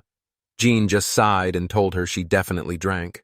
Jinx claimed he was totally out of options, but then he suddenly whipped out a box, and when Nina asked what it was, he told her it was a special enchanted item she had to use. She was totally stunned, but when he promised they'd look the other way, she turned bright red and told him it was way too personal. Out of nowhere, Ian says he's gotta go too, which totally blows Jinx's mind, while Nina warns them both to keep their eyes to themselves, or she'll be... Jake thought the whole vibe was super sketchy since she was literally his servant, and by day 3, the squad had already grinded their way to the 15th floor to face the orcs. The orc took a massive hit to the chest and dropped dead, leaving Nina totally shocked they actually won, while Jinx admitted that taking these monsters down is still a huge struggle.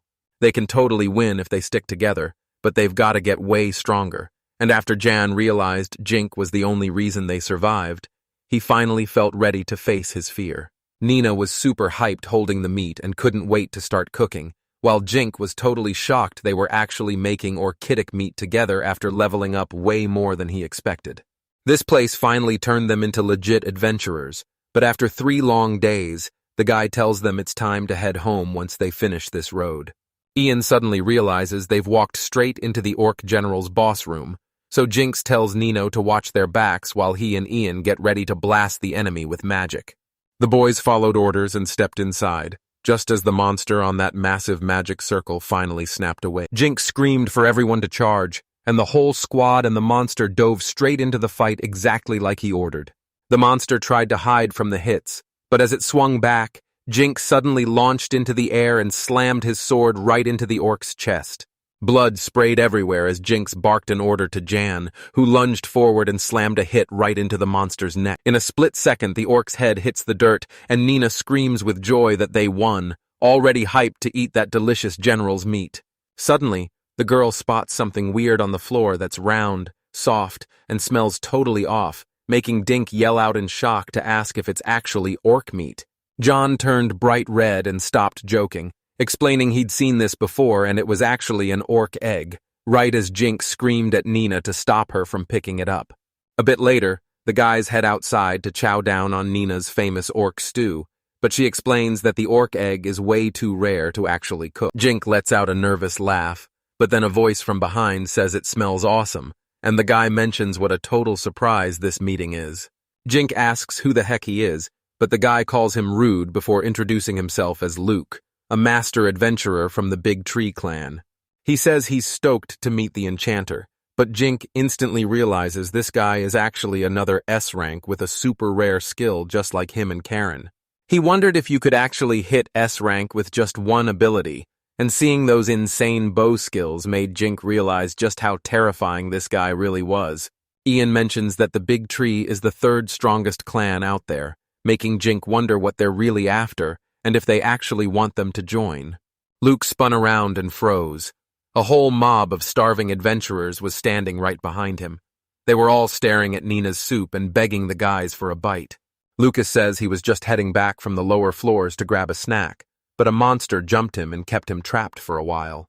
Jink felt pretty lame knowing he'd never make it back to the surface without a snack, realizing his real enemy wasn't the monster, but his starving stomach. Luca felt totally awkward around these guys and offered to pay them off, but Dink turned down the cash and demanded to hear the plan instead. Lucas promised to spill whatever info he had, gave Dreising a shout-out for the help, and then apologized to Nina while asking for another plate of meat. The girl was totally down, and since Ian was quick to help out too, they ended up with a massive mountain of food in no time. The adventurers were stuffing their faces and crying happy tears, while Nina just smiled and promised to give extra supplements to anyone who... Lucas said he only ate dry meat and bread in the maze, while Jink revealed he'd actually packed all the ingredients and cooking gear in his storage. Lucas is finally going to give us the scoop on the clans, starting with the two big dogs in Hamel, Beyond Purgatory and Messenger. People say there are 3 main clans living by the giant tree, but this one is way smaller than the other 2. These groups are constantly fighting for power with super strict rules, and the top, all the low-level players lose their minds and charge into the maze, while the guys who can't pay the fee just pack up and quit. Anyone who bails is labeled a traitor and banned from every Hamel clan, but Nina just asks if it's really that big of a deal. Lucas snaps back that those aren't the real guild or town rules, and anyone who hates the deal just joins the big trip. They just want to be free, so LKKA helps anyone who got kicked out of those 2 plans and came to him for help. They literally chop off their own heads, and since tons of them end up as servants to pay off debts, these clans have a seriously sketchy reputation. It's the exact same mess, just with different names, and with so many people in the clans needing help, they've got 0 food left and are doing everything they can to just stay out. Luca thanked the guy for the food and said they were dipping, Jinky D gave props for the info, and the dude suggested they all just head out together since they were leaving anyway. So the guys finally went through with it. After traveling for a while, they made it to the entrance of the maze. Jink was super hyped, saying it had been forever since he'd... Lucas told them the orc stew was straight fire and hoped to see them again, while Jink wished the guy the best of luck. Out of nowhere, Luca warns Jin that 2 major clans are hunting him, tells him to watch his back, and then just takes off. Jake asked the crew how they liked their first trip into the maze. Nina said it was a total blast. Yang added that they leveled up and made some serious cash, and it's way better than... He asked to gather everyone at the mansion and have Jink get his clan ready, and even though he wasn't sure he could pull it off, he figured anything was possible if he just gave it a shot. He said school exams are right around the corner, so we're heading back to the capital while the rest of the guys finally get a break. By the next morning, he was already hanging out in the guild's backyard, handing Mona a massive pile of loot he'd managed to grab in just 3 days. He told her he could grab even more if that wasn't enough, but the girl was totally shocked and said it was already plenty. She wanted Jink to bring a ton, but this was way too much, and just as she realized she'd have to count it all, she spotted something totally wild. She thanked the guy for the orc egg on the ground, but Jinx explained they just stumbled onto him by accident, leaving him totally clueless about why she was even being grateful. Mona told him most adventurers just sell their stuff to merchants, but he decided to hand it over to the guild instead. Orc eggs usually sell for a ton of money, but Jink was more into eating meat, until some guy suddenly stopped them and said a young girl like her shouldn't be carrying those eggs around. Mona spotted Dan already on the scene, and Jink realized this was probably the same S-rank master from before. This guy introduces himself as Dan, the big boss of the guild. He admits that beating the boss dungeon in just 3 days is a huge deal. Because of that, he tells Jink Dan announces it's time for a brutal endurance test. You just have to survive his sword swings for a set amount of time. Now, Jink is a high-ranked fighter with some seriously.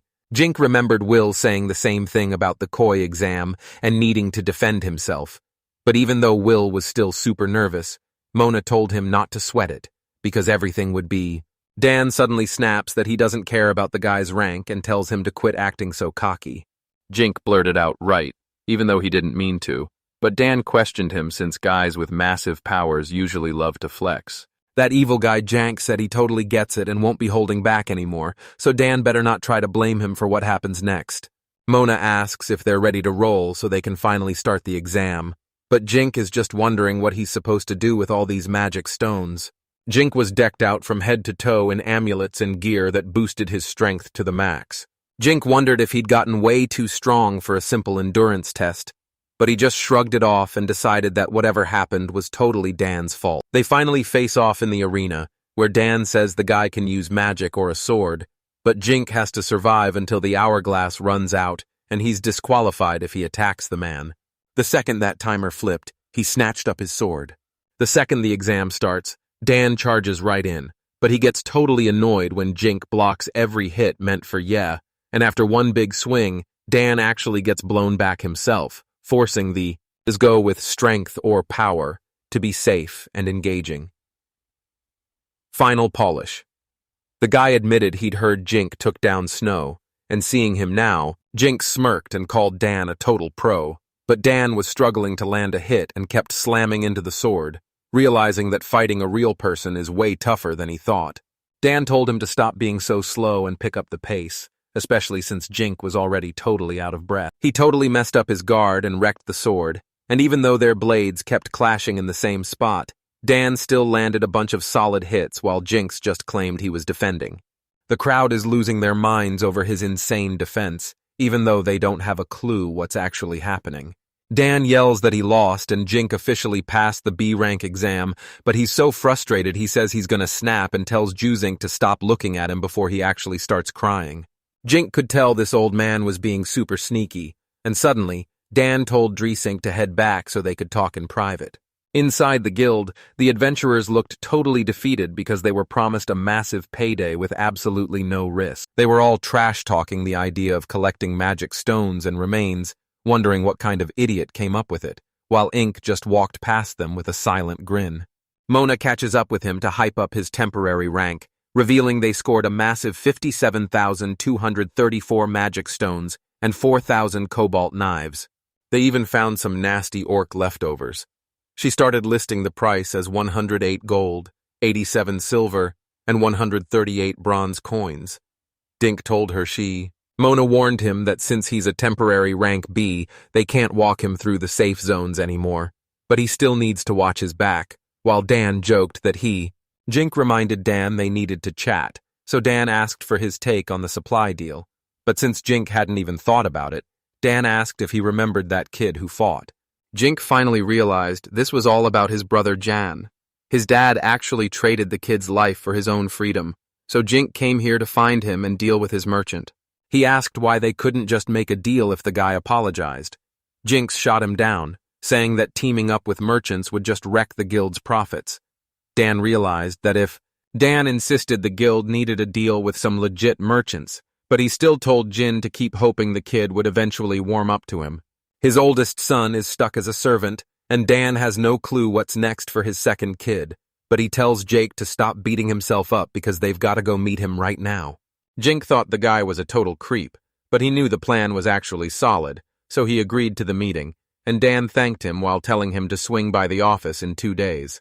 2 days later, Jink and Jan are walking when Jink admits he shouldn't have dragged him along, asking if he wants to see his dad, but Jan says They walk into the room to find everyone already there, and Virtua Lawrence spots John right away, who makes a face that Zink definitely notices. The meeting finally kicks off, and Ian's dad, Yoki, apologizes right away, promising to set his younger son straight and agree to whatever deal they put on the table. Ian totally crushed the deal, so Jink thanked Jan and told him he could go spend the rest of the day with his family. Jan thanked the guy, and a bit later, Mimosa and Angie were right there to welcome Juzink back home. The guy was totally shocked and asked if Jan was still gone, but the girl said he was back with his family, while Angie gushed about how cute Ian was and how she really wanted to see him. Suddenly, the girl remembers and hands him the letter, and Jink sees it's from Chris, telling him to get to the mansion because 2 servants are waiting to see him. Jink totally lost it when he saw that these servants were actually named Esther and Elsa. Jink rushed straight to the capital to meet Chris, and out of nowhere the guy drops a massive bombshell. Jink is actually royalty. The guy was totally stunned and asked Chris what he was even talking about, then told Jen to just chill out and listen to him because it made sense why he was so confused. He revealed that Jink isn't actually a non-land, he's King Rosal's secret son. The secret is out, the royals are completely losing it, and the whole kingdom is turning into a total disaster zone.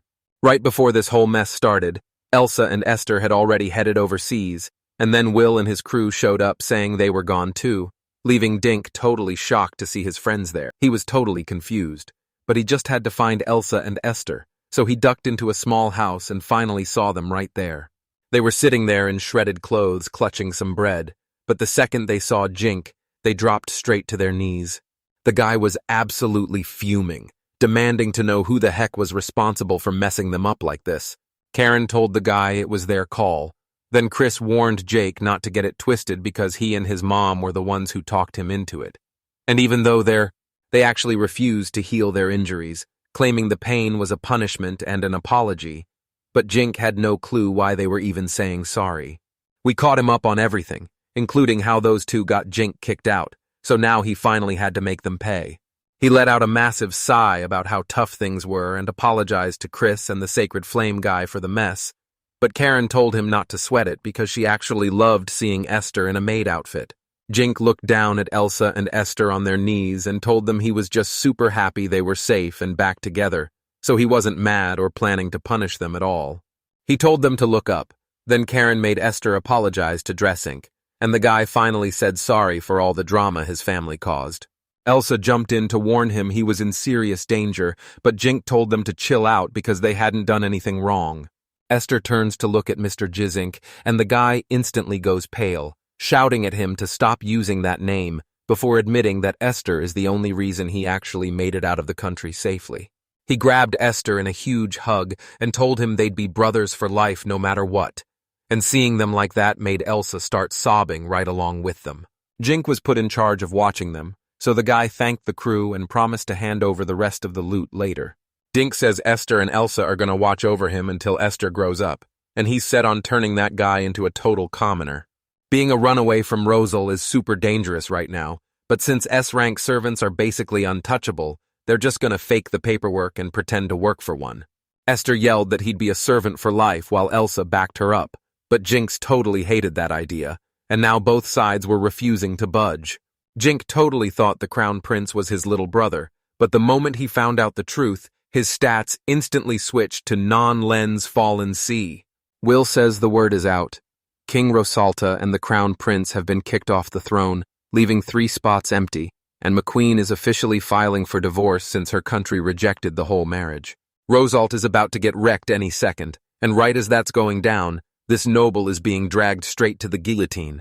The crowd is going wild and cheering, but he's screaming that it's all a huge mistake and they don't even know who he really is. He shouted that he was a non-land, but the blade dropped and ended him instantly, right as a new guy was dragged into the royal capital's dungeon. He was standing there wearing nothing but a cape. He stared at the royal palace with totally empty eyes. The prince asked if they really expected him to just hide in his room until The king finally steps into the room. The prince sees him and is totally hyped to see his dad. He asks why he was even brought to this place. The prince has no idea what's... Out of nowhere, the king just blasts the guy with everything he's got. The prince is totally caught off guard by the attack. The king screams that if he'd just stayed quiet. The prince wondered if he was actually dead, thinking it was a total joke to go out like this all because Jink had completely ruined his life. He was ready to end Jink right then and there, while the guy was busy asking Esther if his armor looked good. The same girl he dragged into exile even though she's a total low. Esther says she's totally cool with it since Jink gave her the armor, and since he's so hyped, he calls up Jan and Nina to make sure they have her back in the maze. He checked out Esther's stats and told her they were going to spend 3 days grinding in the orc dungeon until she was strong enough to crush the lower floors. Ian asked if Esther was actually ready to scrap with orcs, but she told him not to worry since she used to hunt monsters with the guards back when she lived with the non-land family. On his way to the stake, he spent his time grinding against weak monsters. But there was a catch. He was forced to fight while wearing a full maid outfit. Why? Because Karen literally ordered him. He said there was nothing like that. So since Esther had wind magic, they focused on grinding her magic, mana, and soju stats to the max. Nina asked if Esther had to chug a ton of potions, and when Dink said yes, Nina started giggling about how embarrassing it'd be when Esther eventually had to pee. She's his mentor, so she wasn't letting him out of her sight as they finally headed straight into that maze from hell. With the others gone, Angie, Miyose and Elsa are left to guard the mansion, and even though they're feeling totally ready, Jinx has a bad vibe and warns. The girls told Jink to stop stressing because if anything goes down, they're ready to use those enchanted weapons he made for them. Back in Hamel, Esther ran into Mona and she was actually super stoked to meet him. Mona said yeah, and asked Jink if he knew about the named monster, but it turns out he was already totally in the loop. In this world, dead souls can actually turn into monsters just by saying the right words, and some of them even get to keep their memories and stay totally smart. Jink was in total shock and said there was no way, but Mona confirmed the crazy truth. That level 15 orc general they just took down actually became a named monster. The guy was totally blown away, but the orc was already charging in to finish dressing off. Jink was totally shocked that the orc general was actually a named monster, and he asked if this meant his difficulty level just spiked. He thinks his human mind is a boost, but Mona stops him and says it's actually the opposite. It's making him way weaker. He's exactly like he was when he was alive, making him totally predictable, especially since he loses interest in everything else the second he spots a girl. Even the weakest teams are trashing him now, so everyone's calling him a total joke. But the real issue is the 15th floor is way too easy, and now a ton of rookies are flooding the bottom floors and starting beef with other groups. But the scary part is that people are straight up vanishing inside the maze. We're in a total mess right now. She asks Jink if he can jump in and help, but the only thing this guy can use is enchantment magic. The biggest deal is making sure, once she hit the 15th floor, Esther used her wind magic to totally wreck those orcs. Ian told the guy his magic was leveling up and they were wiping out enemies way faster, so the dude just gave him a quick thanks. Esther was stoked and said he's definitely getting stronger after that solid workout, while Jinx really wanted his attack power to spike, but the magic only bumped his level up a tiny bit. Nina saw Esther chug a mana potion, but since he didn't need a bathroom break, she figured he must have already gone earlier. Dink totally missed the hint and just thought Esther was a patient person, but since she'd already boosted his level like crazy, they finished their break and headed straight for the lower floors. Aster says they've got to crush that idiot orc general to win, and even though Jink is super weak, he's refusing to back down. Jink's out of options and decides to jump in alone, leaving Nina behind since Oru has a huge thing for girls. They ended up right back at the magic circle where the general first appeared, and he started screaming that he was going to kill Dresink, which totally shocked Esther since that's her brother's name. Jim freaks out and yells that Elliot is finally back. Esther asks if he's been reincarnated, and Yang wonders if the guy even knows who he's dealing with. Jin agreed and called him a total fool. Then Elliot marched right up to the guy and told him he was going to kill him. Jink yells that he's the one taking him down and immediately blasts him with a fireball. He goes for the attack, but the guy doesn't even flinch, and even when he tries to use fire magic, it's a total bust. Suddenly, the orc spots Esther and totally mistakes him for a girl, charging straight at him while screaming that he's found a woman. Esther totally lost it, smashing his spear right into the orc's face and shouting that he's a real man, which caught the monster completely off guard. A spear was sticking straight out of his chest, but Jink told Elliot to stay focused on their fight while the orc started screaming his name. He tried to land a hit, but Jake dodged and smacked him in the head, quickly slicing the monster's skull open to finish it off. Jink was totally caught off guard by this meeting, but then Nina spotted an egg that had just tumbled out of the thing. Jink started thinking back to Mona's warning now that Esther dropped the bombshell from Will that the crown prince had finally fallen, and while everyone wondered if he was executed, Jinx explained that a soul left to rot turns into a total monster. The souls in Hamel's labyrinth are stuck there for good, and since he keeps respawning, he's just going to keep farming XP and loot while taking out every adventurer he sees. After finishing the dungeon run with the boss, the guys headed straight for the most popular spot in town. Jink was totally gasping for air as the fight got way tougher, but they finally made it to the spot. They finally reached the 20th floor, a massive ore cave packed with adventurers swinging pickaxes to dig up rare resources. Jan saw the place was totally crowded, and Jinx told him it was full of crystals, emeralds, and diamonds. He offered the crew a way to make some bank, so Esther immediately jumped at the chance to mine ore, and Nina said she'd do it too. Jinx pulled out the pickaxes he brought along, but warned everyone not to go too hard since mining is a total workout. The kids were all in, so Esther grabbed a pickaxe and started mining the crystals, until Jan suddenly showed up and asked if he was actually up for the task. Ian tells her there's absolutely no good loot around here, and they should head to the spot he found instead, but Esther immediately asks him why. Ian used his appraisal skill and saw that the place is absolutely packed with emeralds. Jinx thought it was fine and totally missed how the guy pulled off that skill, so Nina said they'd go check that spot out. Nina was totally hyped about all the green stones they were digging up, but then Esther screamed that it was actually a massive emerald.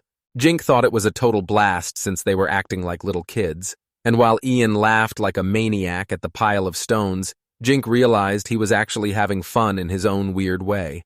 They asked Rizink to do the digging, and he was totally down to give it a try. With stones scattered everywhere, Jinx decided to try a new trick and used his earth magic to craft a massive golem right out of the rubble. Esther's totally losing her mind, but Jinx explains that holding this thing takes mana, and even though his control is shaky, they can definitely use this column. Just like the guild said, the more materials it has, the better it tanks arrows and traps, so he can basically use it as a massive shield to walk right through danger. This golem's got some crazy tricks up its sleeve, and now they're using it to haul in way more ore, but out of nowhere, Dink hears a super weird noise.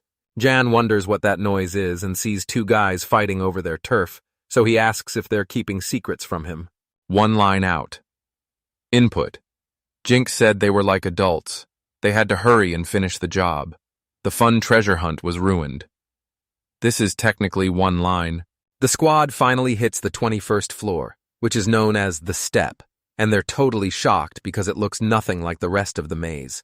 Nina felt like they were totally outside, and Jinx noticed it stayed bright all day in this super mysterious maze. They found these weird green cows that Drisink loved eating, but Esther claimed he actually liked orc meat way more, which had Nina asking if they'd actually tasted that stuff already. Disku confirms it, saying they used to eat this back when they were fancy nobles, and since you can't just buy it anywhere, it's a super rare treat. Nina asks if they're the ones hunting, Jan's just complaining about being hungry, and Jinx remembers Mona's warning about people vanishing in the maze, realizing this whole thing is a total setup. He tells the squad they're grilling some beef, while right nearby, giant ants are dragging off human corpses. Jinx took out the cow in a heartbeat but complained the meat tasted mid, saying it was only good enough for the guild. Then Nina claimed it was her turn while Esther promised to help her out. They teamed up and whipped up a massive feast together. Once they finished eating, Jinx gave his thanks. Ian admitted the food was actually way better than he expected, and Nina was totally into it too. John says there's a white cow and a minotaur, and apparently the whole place is crawling with monsters that look just like cows. White cow meat tastes just like the green stuff, and her milk is actually fire. But minotaur meat is totally flavorless and basically just a junk item. That monster's axe is way too heavy to even lift, but Jinx tells Esther he's buffed his wind magic so much that he should be able to whip up a massive tornado now. Esther spotted it too and told the group this was going to be a total game changer for everyone. Drugs Inc. admitted their range was way smaller than the cyclones, and just as he told everyone to get moving, they suddenly spotted two people standing in the field. He gripped his blood-covered partner and told them the exit was right there. Jinx checks if they're doing all right, but the guy just asks who they are and warns them to stay far away from that place. Jinx was totally lost, but the guy explained that these ants lived here, and they'd just had the worst luck by running straight into the swarm. He asked what happened to the others, and the man told him they were the only survivors while everyone else was still stuck in the antifreeze. Jinx realized he hadn't fought any ants yet, so he told the guy to give him the lowdown on the monsters while he used his healing magic to patch him up. The guy thanks him but warns that even though there aren't many, they keep lining up to attack with sharp claws and super gross acid. Jinx asks how to take them down, and the guy says their skin is super tough but they're terrified of fire, which is bad news since Jinx is totally useless with flames. They mostly stick to air and water magic. Their luck totally ran out. These ants are doing everything they can to protect their queen. To beat the 24th floor, they're gonna need... The hurt guy thanks the crew and says he's feeling way better, but as they head out, they warn everyone not to get their hopes up for a win. John asks what's going on, but Jank tells them to just keep moving, saying he'll blitz through the 24th floor while they stay sharp for any security. They finally hit the 24th floor and found it packed with cows, so when Esther asked how much longer they had, Jinx told her they were only halfway through this massive ant hill. Suddenly, the carpet workers freak out and bolt. Jinx feels a weird rumble, and Nina turns ghost white as she points her hand off to the side. A massive swarm of ants was hunting down the group, so the girl with the staff started blasting them with magic to stay alive. One ant drops dead, but the other one blasts the girl with burning acid, making her scream in pain while Jinx wonders what they can actually do with their magic. There were way more than he thought, at least 5,000 ants, and the kids were totally freaking out, asking what was going on. Out of nowhere, Ian says they'll only survive if they leave those people to die, making Jinx turn white as a ghost while the kids start panicking and asking what he even means. Jinx figured Jan was right and they should just bolt, but the kids, especially Nina, knew they'd feel terrible if they didn't help. Jinx suddenly screamed that Jinx felt like everyone's lives were totally on him as the leader, so he had to keep pushing to make sure they all made it out alive. The fleeing adventurers yelled for the guys to get out of there, but Jinx stepped up and promised to lure the ants away to buy them some time. One guy said it was totally pointless and asked if they had any wizards, but Jinx just shouted that they'd bail the second things got too hot. The adventurers gave a quick thanks and dipped. Then Jinx threw his hands up to blast a water cyclone that powered up Esther's air tornado. The guy's attack sent the ants flying everywhere, and even though Yang and Nina were going all out, the swarm just wasn't getting any smaller. Jinx chugs the potion because he's way outnumbered, and even though fire is their big weakness, he can't exactly use it in a spot like this. He's still got plenty of mana and Yang left in the tank, but the kids are already wiped out and need to recharge. He pulled Esther and Nina close and threw up a massive wall of water to shield them, telling the rest of the guys to stop worrying and just focus on healing up with their potions.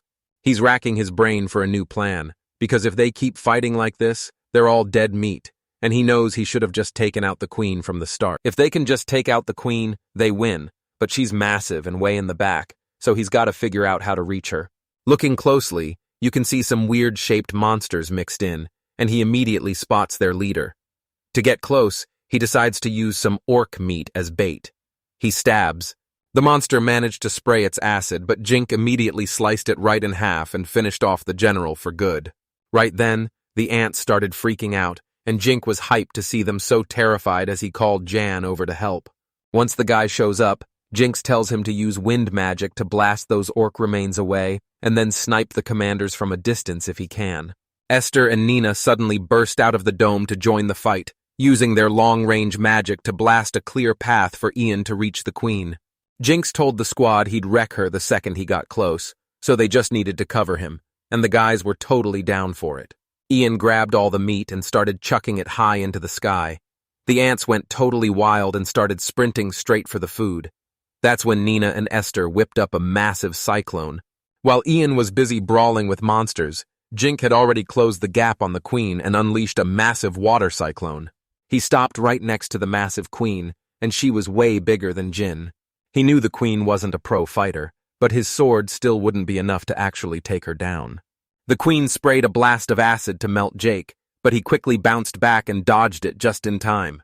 He blasted a fireball right at the queen's head, and the moment it hit, she let out a scream and charged straight for Jinx. He's dodging like crazy while she keeps swinging for his head, and even though Jing thinks her moves are super basic and easy to avoid, he still has no clue how to actually land a... He was stuck at his top speed, but then it hit him. He could totally use his dance moves to win. She's way too huge to turn around in such a tight spot, so he had to move perfectly to keep her under his thumb. Jink moved at crazy speeds, smashing the queen's legs until they shattered, but then the ant army suddenly started blasting him with acid. Jink was totally stunned and told them to leave him alone, but then a massive wind cyclone suddenly sent a whole bunch of those ants flying. Ian used his magic to hold himself back and screamed for the kids to keep those ants away from Jinkaka, and they were totally on it. Esther charged straight into the fight, but the rest of the squad was freaking out because they were low on time and totally out of mana and potions. Jink blasts the ant queen with magic again, and even though she tries to strike back, he just zips out of the way with some super fast moves. The queen tried to get close to Derzink, but her legs started cracking until they totally fell apart, and Jig yelled that her armor was useless now. While Yang and the squad are busy holding back the ant swarm, the queen tries to melt Derzink with acid, but he just dodges and tells her to stop fighting back. He was moving crazy fast, landing perfect hits on the queen until he snapped the horns right off her head. Jink figured that if she passed out and lost her legs, she'd be totally finished. Right as the queen let out a massive scream, Jink charged in and sliced her armor and her entire body clean in half. The queen took her final breath and died right then and there, and the moment the ant army saw it, they completely lost their minds. As the guys kept their guard up around her, they realized the ants were actually scattering and bolting away. Need turned back and said it all went down after the queen was killed. Then Esther rushed over to tell Drizink that his brother was doing just fine. Jinx let out a huge sigh of relief that they were safe, but he knew that if he'd messed up even once, they'd all be dead meat left behind in that maze. He yelled that he was being way too sloppy and apologized, but Jan stopped him, just glad they survived, while Asters reminded everyone it was still a win since they had so much to lose.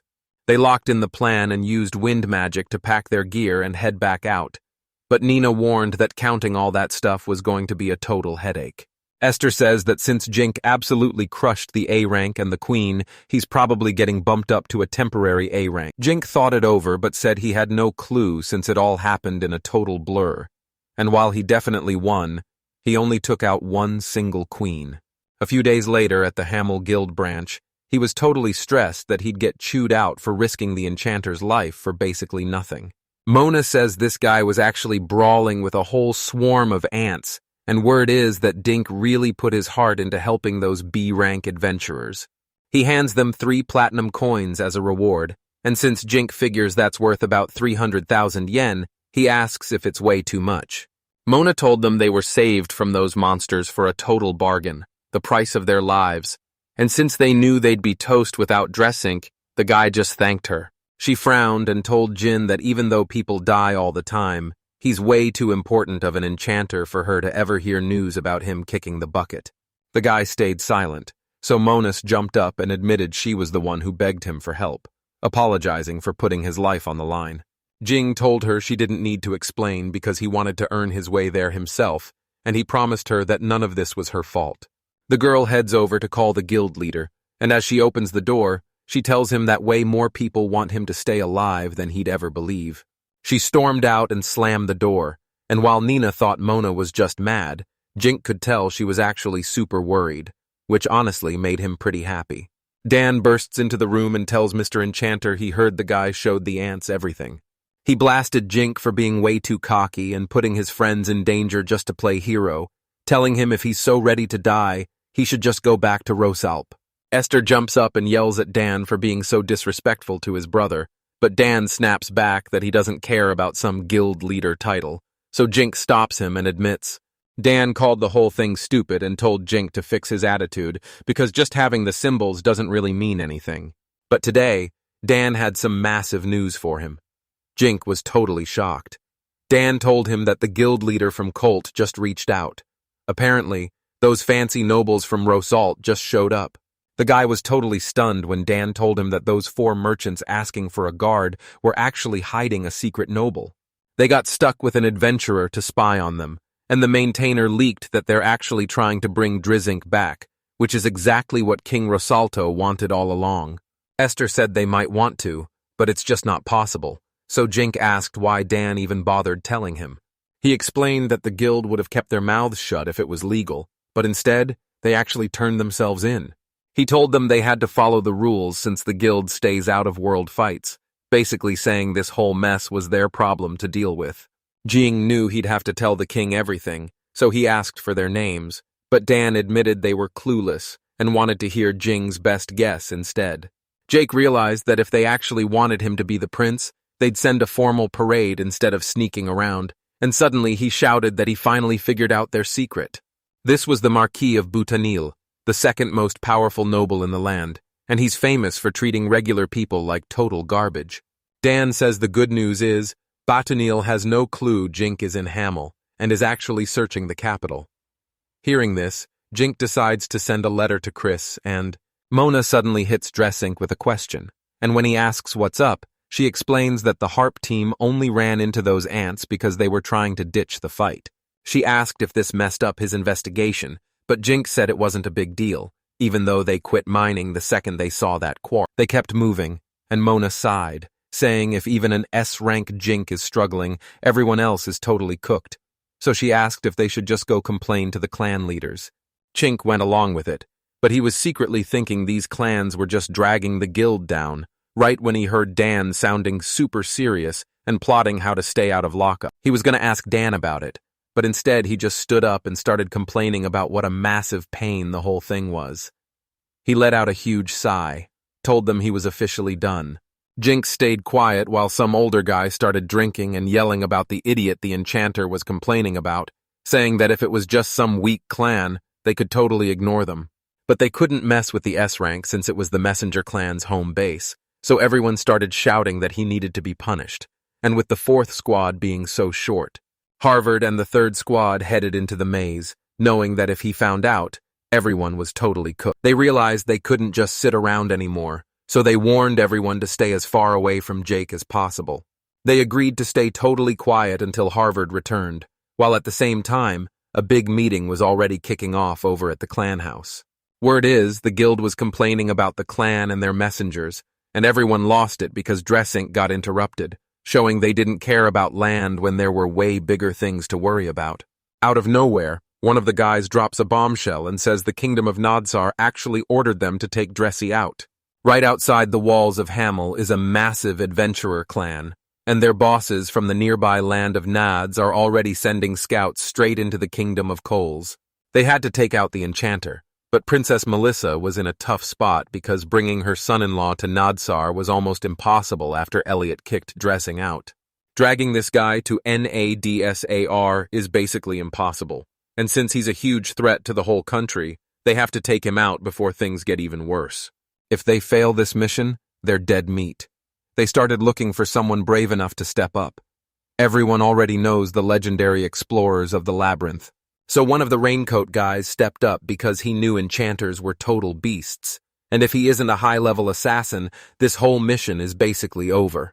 He was told to go undercover as a messenger to finish the mission, so even if he screws up, Jink will just blame the messengers. If the messengers and the enchanter keep clashing, the whole kingdom of Cold is going to be in huge trouble. He's got to stay sharp.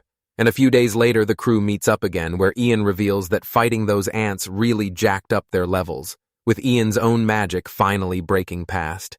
Zenka Rose's level shot up because those magic items he gave them were actually super overpowered. Nina's 13 now and making Esther call her big sister, while Jinx is hyped because they're finally strong enough to clear that crazy ant floor. The squad regrouped on the 26th floor, knowing those ants can't touch them once they reach a safe spot. Floor 26 is where the deep freeze kicks in, and just like Mona warned, it's so cold that every rookie adventurer hits a total dead end. So Jink went ahead and bought some warm clothes, which was actually the first time Ian had ever worn anything like that. Esther asked if they were heading to that place called Cole, even though the weather here is perfect all year with 0 seasons. But Jink still knows what the freezing cold feels like thanks to Jinkuro's old memories of Japan. He's not here for fossils or loot this time because his only goal is reaching a brand new floor. They teamed up to crush the monsters and pushed ahead to the 26th floor, where Jink and the rest of the crew were immediately hit by the freezing cold. He warned them that winter wasn't even close yet, and if they stopped moving, they'd freeze to death, so they decided to kill the wind and blast the heat. Jink sets up some air support and tells the crew to save their strength because there's no time for breaks in the boss dungeon, so they've got to move fast even if it's a... While they were taking cover from the blizzard, Ian suddenly spotted a pack of tigers creeping up on them from the side. The hungry monsters lunged at the guys, but Jink blasted them with water arrows, and Ian followed up with a sharp air cutter to finish the job. Yang says the weather is so trash they probably won't get to eat, and hunting is a total nightmare in this freezing cold, since Dreezing's water arrow literally looks like a slushie. Nina asked what sherbet even was, and when the guy realized people here don't know about sweets, he suddenly got a cool idea he knew she'd love. They finally reached the 30th floor boss room after 2 days of training to get stronger, and the guy was left wondering how other adventurers even managed to survive this place. Out of nowhere, he pulls out a pile of scrap metal left over from when he used alchemy to build the goal. Esther was totally shocked when the golem started packing snow into a barrel, and when she asked what was up, Jinx just teased that he was testing something they'd find out about later. The boss's dungeon was actually super warm, so they finally ditched their winter gear, but then Acrocanto suddenly popped up right at the front of the room. Jank warns everyone to watch out for those teeth because one bite is instant death, and since he's so hard to hit, taking him down is a total nightmare. They had to keep their distance and just spam him with magic. The monster lunged for the kill, but Jake suddenly blasted it with a huge air cyclone. It took a second to charge, but Jink whips out a massive water tornado. He figured if that didn't work, he'd have to blind the guy with an arrow. He was sure that all four of them using magic together. Ian was shocked they actually won, and Jinx admitted he thought it'd be way harder since Ian has 0 special skills despite his crazy high stats. Esther explains that magic power grows as you level up, and Jink realizes his enchantment skill is officially more cracked than ever. The guys scrambled to their feet as he promised a safe zone was coming up where they could finally relax, even though the place was already packed with people camping out.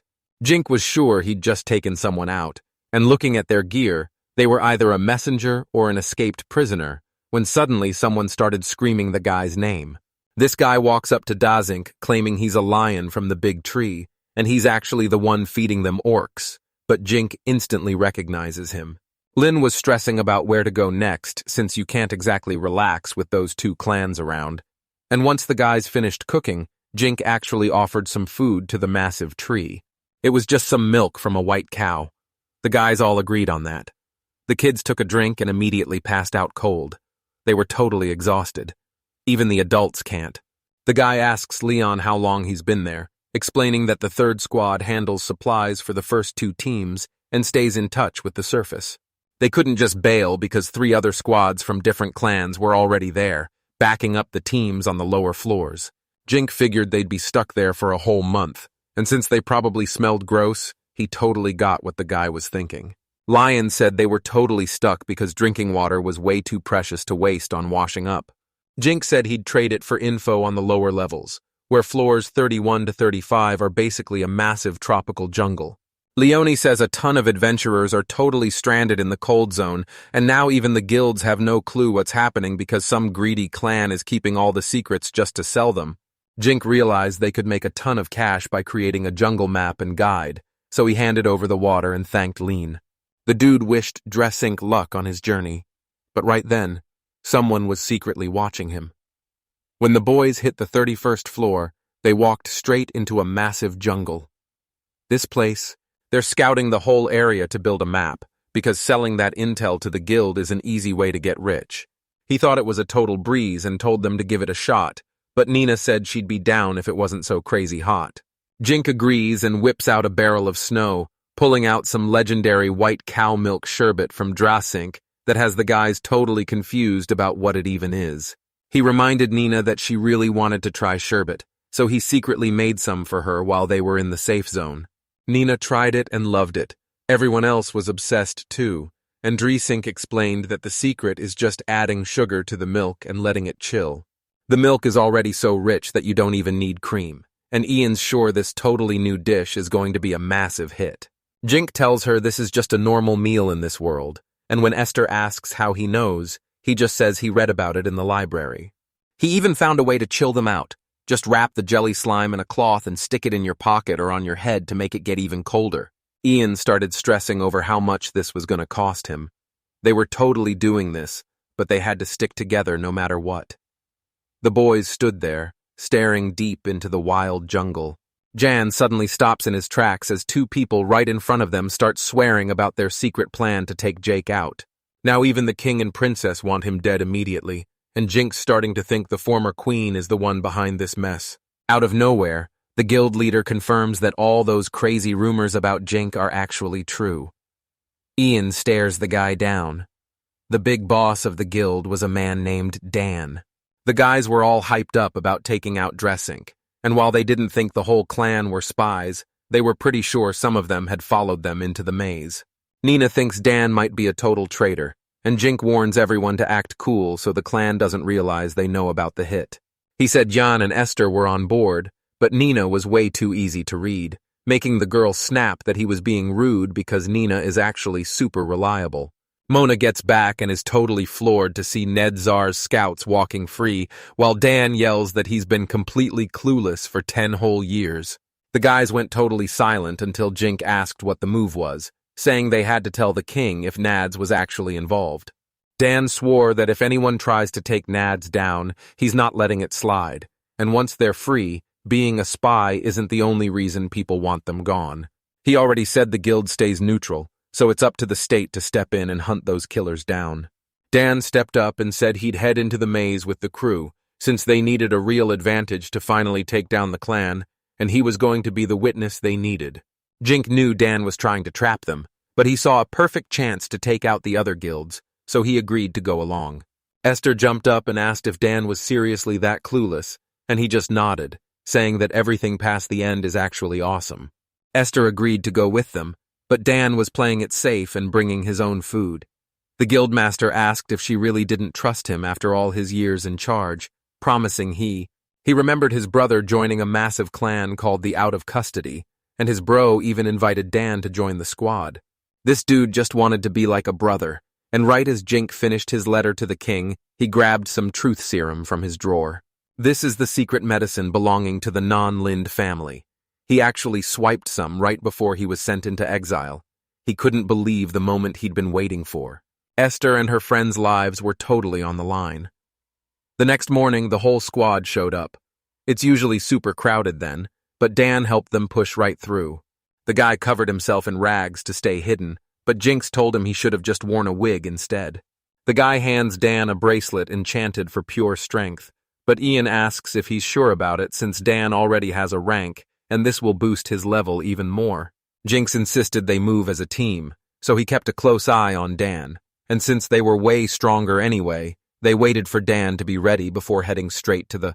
Dan was already totally gassed by the 14th floor, so he asked if they always blazed through the maze this fast, and the guys told him this was just their normal speed. Jink remembered Dan said they were hitting that clan next, but Dan told them to slow down since he's already over 40 years old.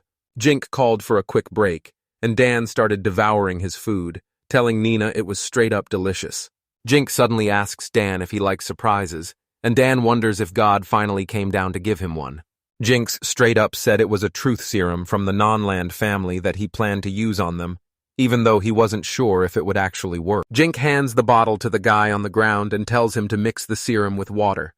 He says that once they drink it, he's going to challenge the man to a fight.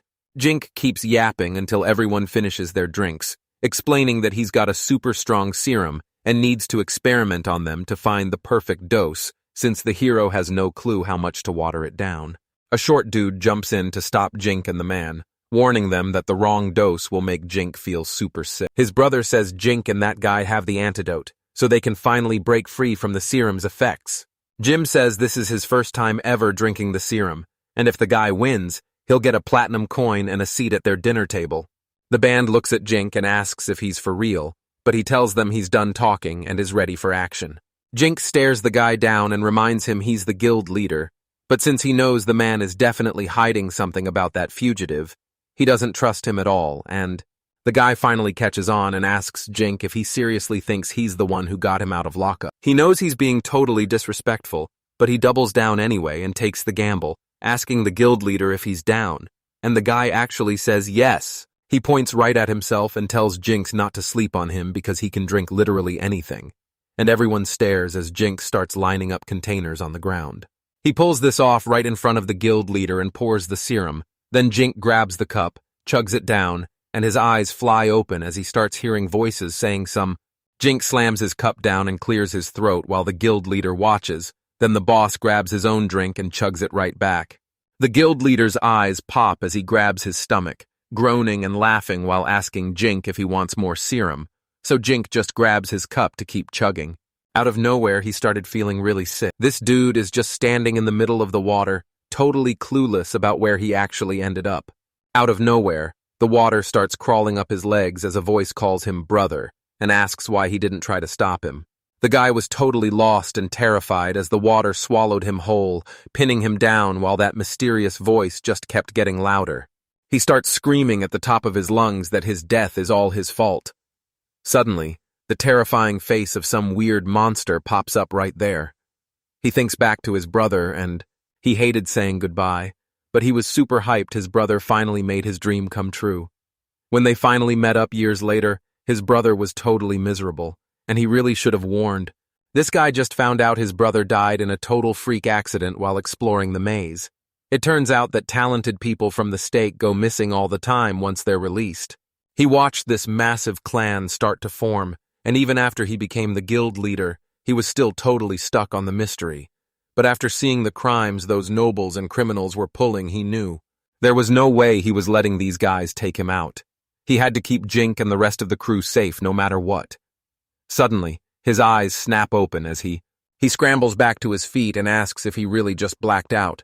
He asks if he acted like a total moron while on the serum, but Jink just bows his head and apologizes, admitting he's the one who actually screwed up. His friend finally says sorry for being a total jerk and offers to take any punishment, but Dan just smirks and tells him not to sweat it since he's the one who forgot to mention he was out of lockup. Dressing's friend admits they were totally wrong about Dan working with people on the outside, so Dan gets up and says he's got no clue, but he's pretty sure someone who was recently released knows exactly what's happening. They ask Dan what happened, and he tells them about an ex-con who passed a rank test 5 years ago and left a massive scar on a guy who hated to admit he got beat. He still couldn't get that psycho's grin out of his head. Before this, he never even dreamed there was a connection. Jinx tells them they're totally backed into. He suddenly remembered his secret power called empathy. It's a super rare skill that only works on enemies who've been badly hurt before. It takes a ton of energy to use, but right then, a massive scream echoed through the jungle. The guy grabs his head and screams for it to stop, so his partner rushes over to see what's wrong, and then a third teammate jumps in asking the exact same thing. The guy with the messy hair says he's acting just like always, claiming he tried to get inside the guild leader's head, but the third partner is totally lost and asks what that even means. The guy asked if anyone had actually caught on to them using their empathy. His buddy isn't buying it and asks how that's even possible, but the guy has no clue, so their third partner guesses the guild leader used some kind of mental attack and wonders if someone leaked their secret plan to take out Jin. He screams that it's a total emergency, demanding they round up every killer in the maze to finally take care of James. The guy tells the mercenary to get their partner under control, but the merc says that's basically impossible, so the dude starts trashing Jinka and asks why the squad attacked so fast, until they look up and see Vern flying straight for the enemy. One of the mercs is losing it and swearing while the guy with the messy hair rushes over to his injured partner and demands he get back on his feet. His partner shoved him back and yelled for everyone to stay away, just as the wyverns let out a massive roar and lunged at the mercenaries who were already struggling to keep it together. He points at his partner and says they have to ditch him, but when his friend asks if they're really just leaving him behind, he explains that Jay's empathy is way too strong. The hooded mercenary shouts that those guys were coming for Jay regardless, asking if he's seriously willing to risk everything for just one person. This messy-haired mercenary is totally stuck trying to make a super tough choice. He lets out a curse, gives Jay a nervous look, but then just ditches him and says he's sorry. Jay stays slumped on the ground, sobbing his eyes out, when suddenly a wyvern swoops right down to him. The monster just lunges forward and snatches him up right in its jaws. The rest of the mercs were bolting, desperately looking for a place to hide from those monsters.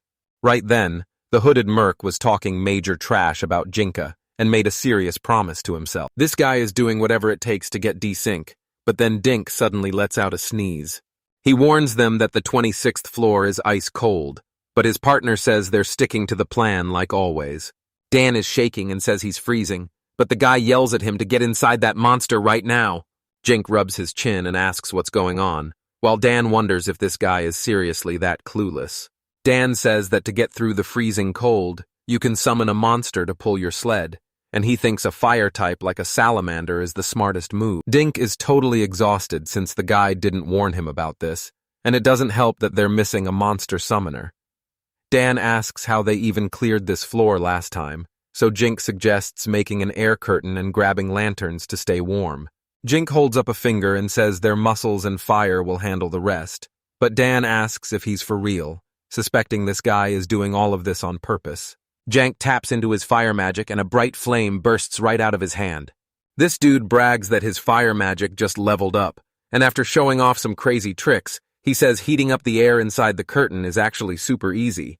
Dan fixes his mask and tells them they're out of options, so this is their only move.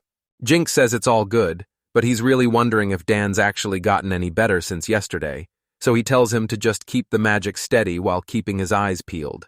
The squad finally hit the 30th floor and came face to face with the dungeon boss, Tokorokai, before jumping straight into the fight. After getting absolutely wrecked, the monster collapses and stops moving, leaving Dan to smirk and brag about how easy Tokorokata was to beat. Dink calls for a timeout to figure out their game plan, but Dan is super confused and asks why they aren't just rushing to the safe zone, especially since he's not scared of the outside. He just can't stand the nasty smell. Jinx says the monster respawns in an hour, and he's waiting it out so he can grab all that sweet XP and loot. Dan grins as he finally catches on to Dink's big plan, and a bit later, a girl from the squad announces that the milk and sherbet are ready to go. Dressing's brother tells Dan he can have his food if he's still hungry, but Dan's shocked and asks if he's really done already. The guy tells him not to sweat it, but Dan reminds him he needs all the food he can get since he's still growing. Dan asks what the move is, and Jinx says they'll bait the enemies out by faking a search on the tropical floor, which is perfect since Dan already scouted the place and knows. Drisink warns that these thick trees make it impossible to see, but since the enemies are also flying blind, the guide figures that leveling up their radar is their ticket to victory while Dan warns them to. Dan figures even the guild is clueless about this spot, and while he's not sure what powers they're hiding, he knows these guys are absolute pros at spying and digging up dirt.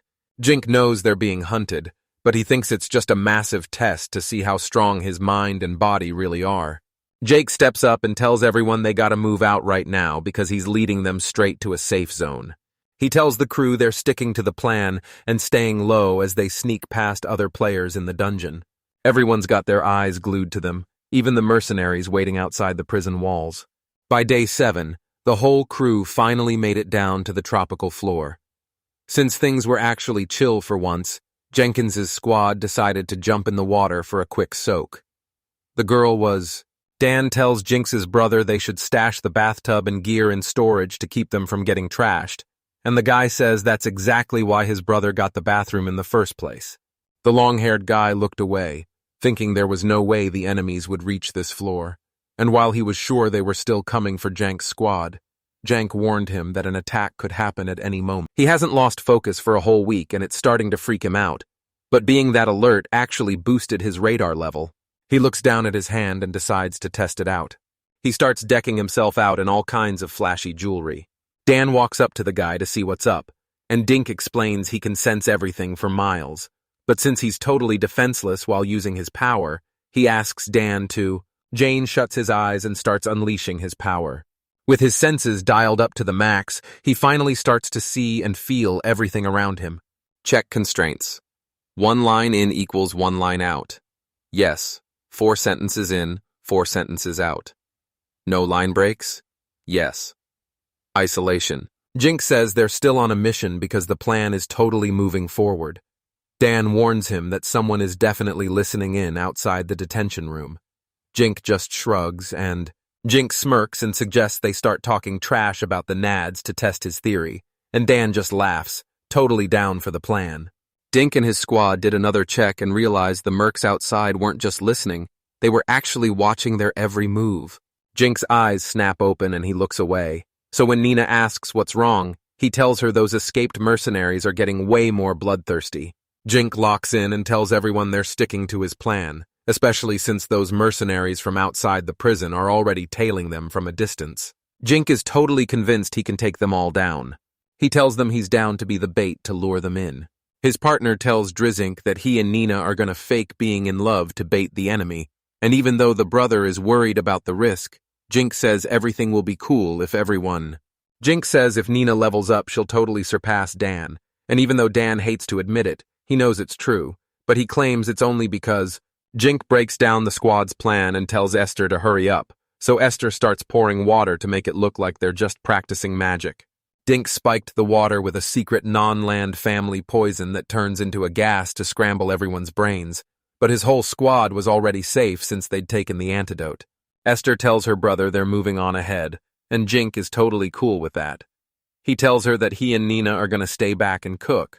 But then Jink knew the plan was simple. They just had to wait for those mercenaries to finally show up. He whipped around to look at Nina because he could tell she was acting totally weird. Nina's totally freaking out because outsiders are hunting them down, and she's realizing she might have to break her own rules just to keep her friends alive. Jink knew that scrapping with a monster was a totally different vibe than fighting a human. Dink had to remember he was from a super fancy noble family, but Nina was just a regular girl from... Jinx flashes a smirk and says they need to catch these mercs alive, telling the girl to just stay safe and let him handle the heavy lifting while she looks back at her master. Nina thanks Jink and promises she's going to give it everything she's got.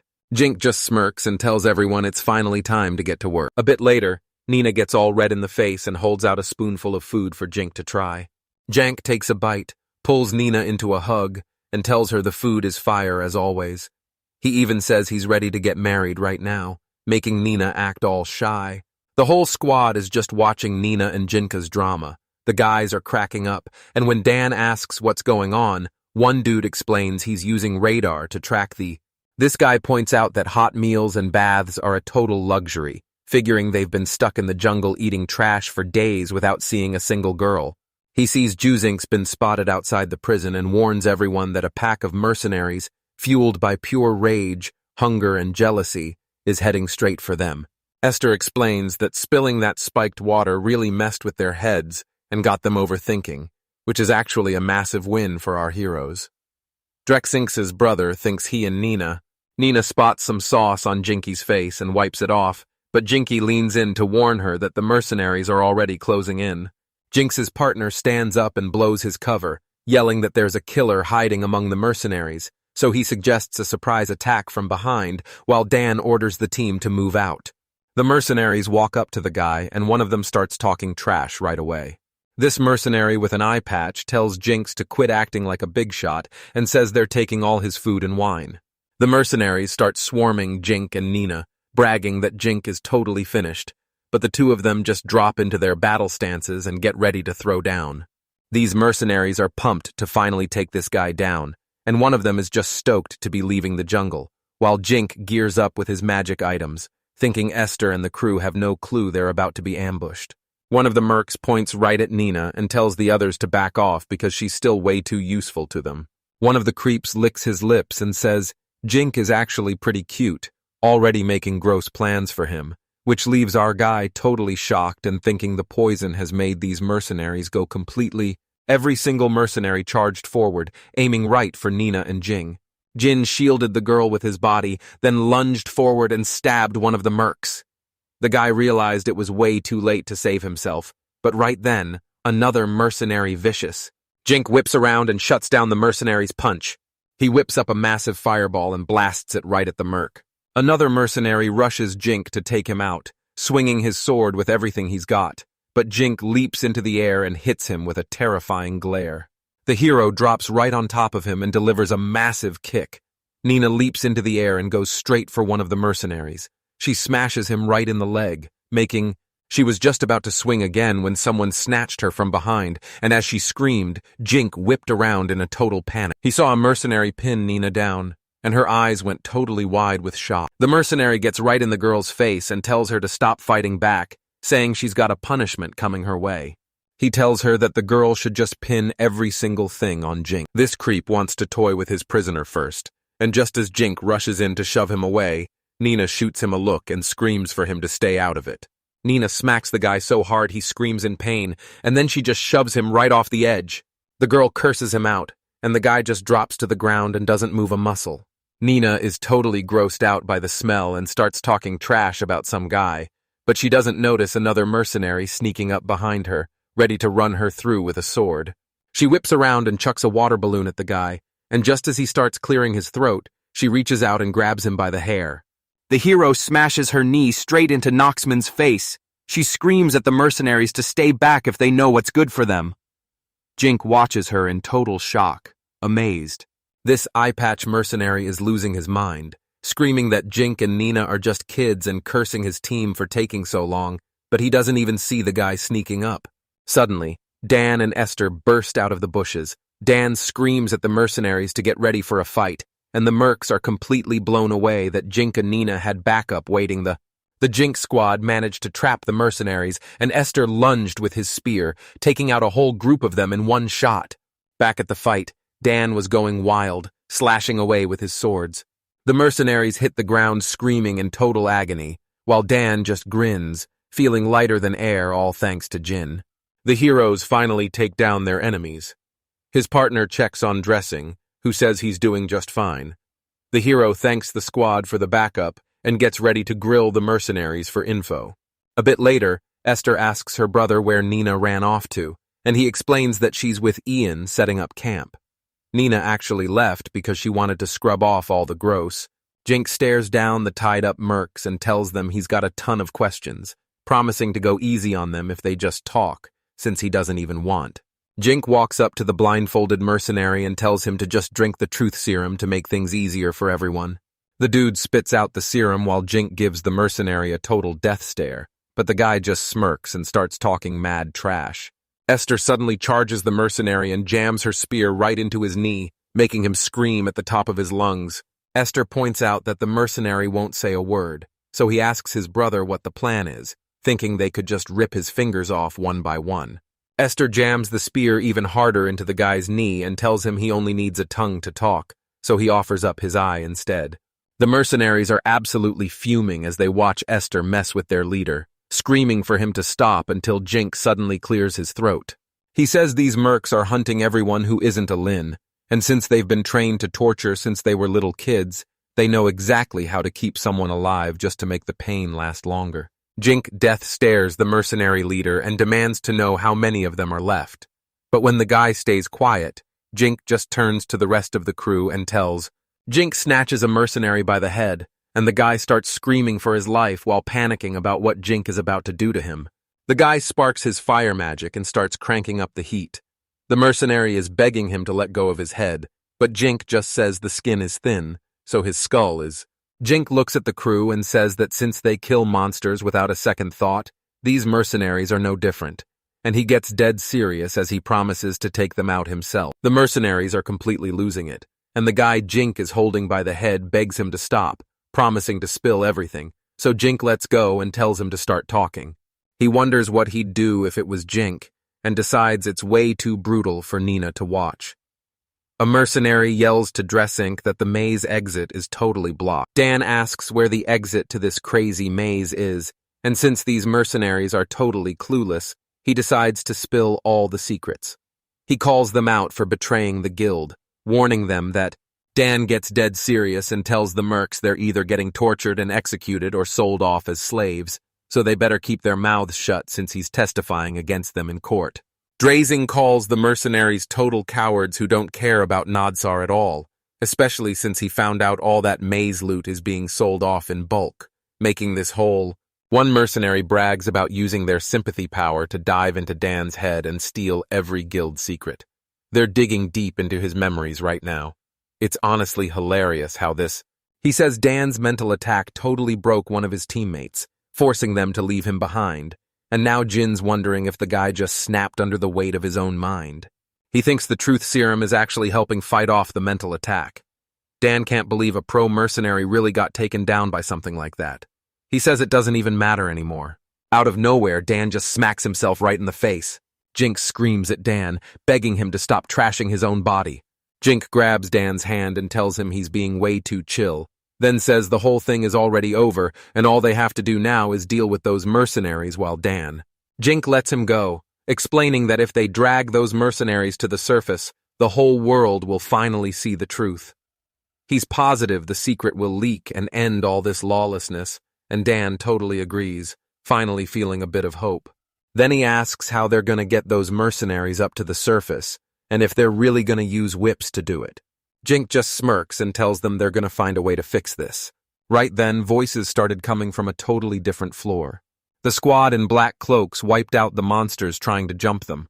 This guy says 2 whole hours are about to pass in just 10 seconds.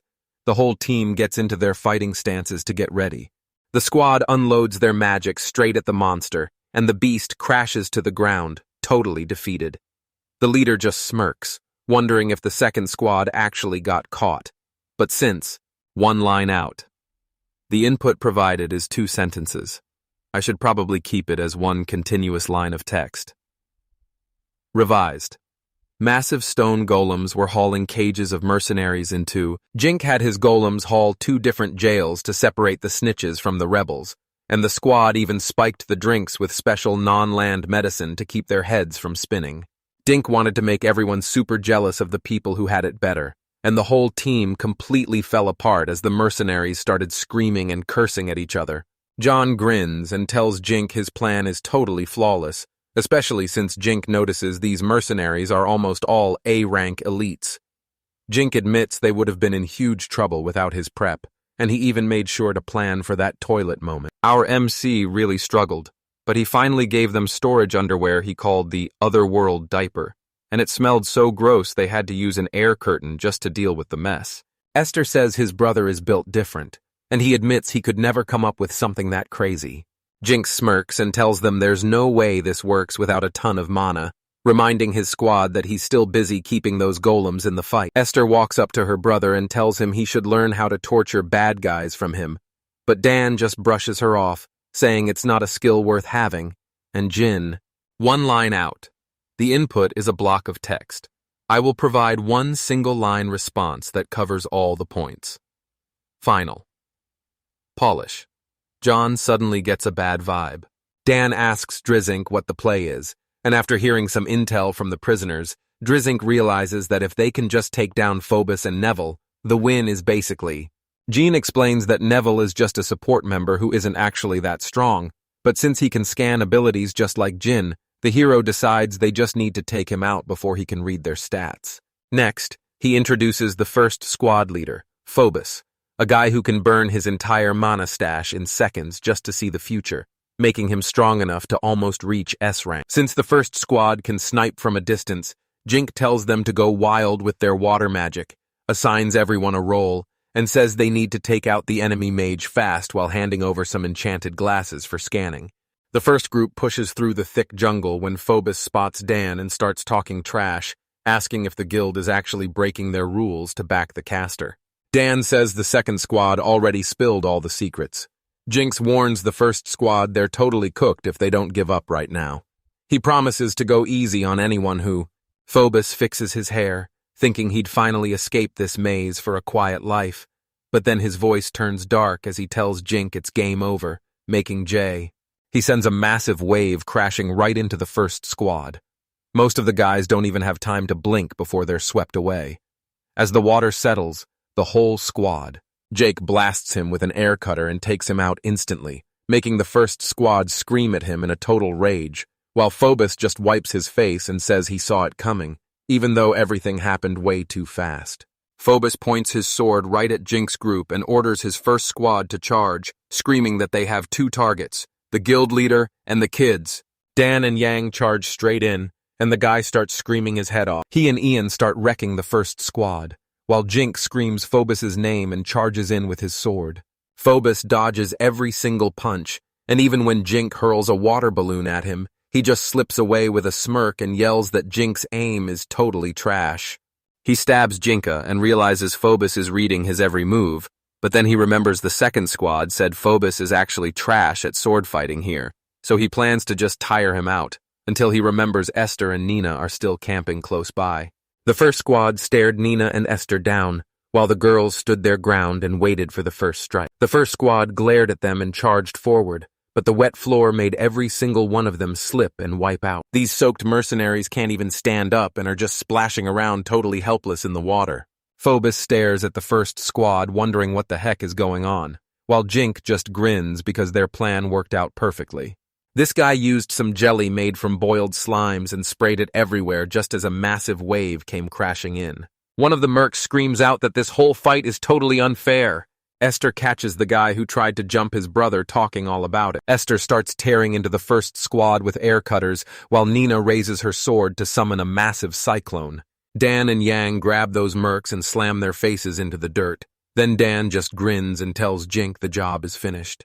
Jink keeps throwing down with Phobos and asks him what really happened, wondering if he'd ever actually help his friends, while Phobos just stays busy blocking Juzing's non-stop punches. He knows if he looks away for even a second, Jink is going to finish him off. He's desperately trying to figure out how his future-seeing powers can help him win this. Dink tells Phobos to fire up his future sight and spill exactly what he sees coming next. Phobos drops his sword, hits his knees with his hands behind his head, and just laughs while telling them he's giving up. The second squad is totally begging for their lives and is ready to spill every secret they know. They're in literal shock that Phobos gave up without even trying. Esther thinks they have way too. He looks right at Phobos and promises to build him the absolute best cage ever. Phobos gets tossed inside, and a massive stone golem picks the whole thing up. He even tells Phobos. Dink keeps it moving and offers Phobos some water, telling him he can drink as much as he wants, but Phobos just laughs it off and says not to worry about him while the caged mercenaries. John tells the group they're almost at the safe zone, but then he turns to Jink and asks how they're going to explain this whole mess to the other clans. Jink asks if they should just be real about it, since they're probably going to run into each other on the 30th floor anyway. Jink says they need to show everyone how things should really work by making friends with the other clans.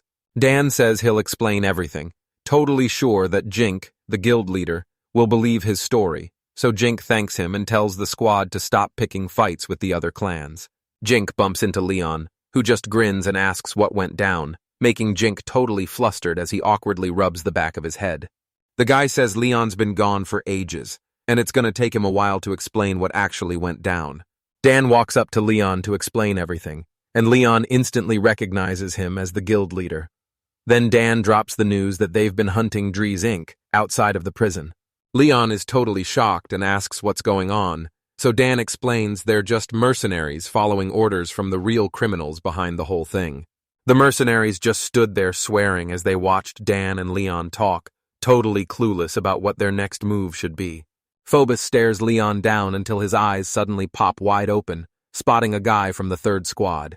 He notices one of them vanished into the other clans, and Phobos knows they gotta stop Jin right now.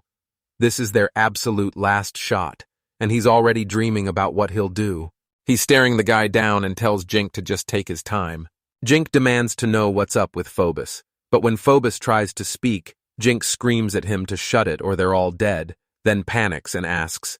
Phobos starts talking trash about Dink, but then mercenaries from the third squad jump Leon's team, screaming that they're gonna turn every witness into ashes.